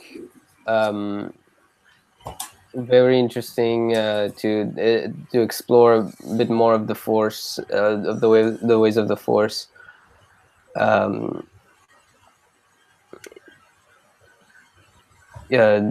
The whole Cypher Dyas kind of story was is also interesting. The appearance of Darth Bane, very cool. A very cool little cameo by Mark Hamill. I was almost going to say Darth Hamill, but but yeah, we can call him Darth Hamill for that for that little bit. But then later on with Anakin and Yoda versus Dooku and Sidious, that was also pretty fantastic, brilliant. I don't know what's up with the shoulder armor for Dooku. Like why? But okay. The Sith that Sith little what would you call it? Sith shrine. Not the Sith shrine. The Sith little enchantment, like the whole what Sidious was doing with Dooku. It's kind of like Harry Potter, you know, when he got the wand, got his foot out, just put it in the bowl or whatever. It's fucking the ritual, that was the word I was looking for. That's it, yeah. That Sith ritual was interesting to see. Not much got out of it, but yeah. Well, it just shows you that Yoda is too powerful. That's what they stated. He's too powerful. Yeah. It's always fun to see Darth Sidious and Dooku and Anakin and Yoda fighting. Yeah, that was a very fun arc to close that season. Yeah, it's a real shame that they did go on with it. That's the weakness I have with that season. They didn't finish it. They could have done, 20 episodes instead of doing 13. But as I said, Star Wars Clone Wars Season 7, if you want to call it, or whatever they're going to call it, it's going to continue on. Before we wrap up this review, I just want to briefly state the Clone Wars legacy. And I just want to quickly talk about that before we go off and everything. There. At the time of the cancellation in March 2013, there were still many episodes in development. 13 of those episodes were finished to become part of Season 6, The Lost Missions, but there were still additional arcs that were never released. In December 2014, StarWars.com released details of multiple story arcs from the unfinished episodes. And if you can see them, you can watch them online on YouTube. So you've got Darth, and then you've got the comic as well, I believe. Darth Maul, son of Dathomir. A 4-episode arc continued the story of Darth Maul following the events from Star Wars The Clone Wars Season 5, The Lawless. The arc gave reason as to why Darth Maul was resurrected in Season 4, Episode Brothers. The 4 episodes were titled The Enemy of My Enemy, A Tale of Two Apprentices, Proxy War, and Showdown on Dathomir. The arc was adapted into a 4-part comic book released in 2014, and I believe that is the comic book you got there, Alan. Indeed, yeah, this thing, yeah. Very good comic book. Very good, highly recommend it. The next one is Crisis on Utapau. In September 2014, 4 unfinished episodes were released in completed story reel format. These story reels, or animatics as it's called, are animation to give the crew a better idea on how the episode will come together before committing to expensive animation. The 4 episodes released were titled A Death on Utapau, In Search of the Crystal Crisis, and The Big Bang, production codes, all that lot, 6.01, 6.4. The arc took place on Utapau with Obi-Wan and Anakin investigating an arms deal involving Separatists and the Kyber Crystal. The arc also dealt with Anakin's feelings after Ahsoka left the Jedi Order. It was included in the Season 6 Blu-ray. The Bad Batch. A 4-episode arc featuring Rex and Echo was adapted in the story reel format and was screened on April 17th, 2015 at Celebration Anaheim. Scripted by Brett Friedman, it is also the first of a 4-part story arc focused on a ragtag unit of clone commandos of the same name. The episode, along with the rest of the arc, premiered on April 17th, 2015 at Celebration Anaheim, and it was released on StarWars.com shortly after April 29th, 2015. Wat Tambor, who appeared in the Ryloth trilogy, returns in this arc, as well as Admiral Trench. The 4 episodes released were titled The Bad Batch, A Distant Echo, On the Wings of Predarks, and Unfinished Business. And the last one is Dark Disciple, an 8-episode arc with Asajj Ventress and Jedi Quinlan Vos, has been adapted into a novel by Crystal Golden titled Dark Disciple, released on July 7th, 2015. The 8 episodes were titled Lethal Alliance, The Mission Conspirators, Dark Disciple, Saving Vos Part 1, Saving Vos Part 2, Traitor and the Path. And that was the love interest between Quinlan Vos and Asajj Ventress. Now, hopefully, then Clone Wars episodes will be released as part of Season 7, or the continuation of Season 6, or whatever they're going to call it. And so that is the major detail and the Star Wars The Clone Wars live stream done. We've spoken about, obviously, the Clone Wars Legacy and Star Wars The Clone Wars Season 1 to 6 on how it's influenced us as Star Wars fans, let alone as Star Wars collectors. Oh boy. So yeah, we literally wrapped up. We've been streaming for ages now. We've been streaming for like 3 hours now. Before we called it a day, favourite episodes from Season 6 and overall ratings of the Clone Wars TV show. What would you rate it? Just the first and last arc for me. Last arc, my arcs would be the Inhibitor chip and the Yoda and the Master Cypher DS arc. Yeah, and I would rate it also an 8 out of 10. I'd rate it an 8 out of 10 as well. And overall, how would you rate Star Wars, the Clone Wars TV show? 8 out of 10. 8 out of 10. I would rate Star Wars, the Clone Wars 9 out of 10. It's absolutely fantastic. I loved it, and as we stated at the start of the live stream, it's kind of like a life-changing, life-learning, and a great experience to be a part of. And I'm pleased to have grown up in the era of Star Wars watching this. Watched it from the start, watched it from the end, and fingers crossed Season 7, or whatever they're going to call it, is going to be an absolute killer. And what are you looking forward to seeing in the upcoming one? Exactly what you're looking forward to seeing. Okay. Like I said, we've stated on how Star Wars The Clone Wars has influenced our lives and everything. And as I said, it's just an honour to be a part of it. I've got all the seasons there just behind the laptop there. I love watching them to death. It's a major franchise in a way as part of my life, and I'm pleased to have collected as many Clone Wars figures as it is.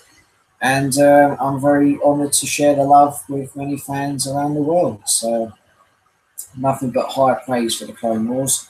Before we stop streaming, is there any comments in the chat, Adam, before we decide to stop streaming? So there's one comment from Wished Upon a Vlog. They ask, would you guys like to ever see a Count Dooku movie? Oh. Could be interesting. Yeah, it could be an interesting development, but we'll wait and see what the future Star Wars will be doing after the events of episode 9. It would be cool to see a movie of how the story with Cypher Diaz, with him and Cypher Diaz went down. Yeah, that would be interesting. And obviously how Qui-Gon was his apprentice and that. But yeah, I'll be up for it, but we'll wait and see what the future of Star Wars has to offer, really. Nothing else to say. Everything else, the music, the story arcs, everything about the Clone Wars was absolutely spectacular.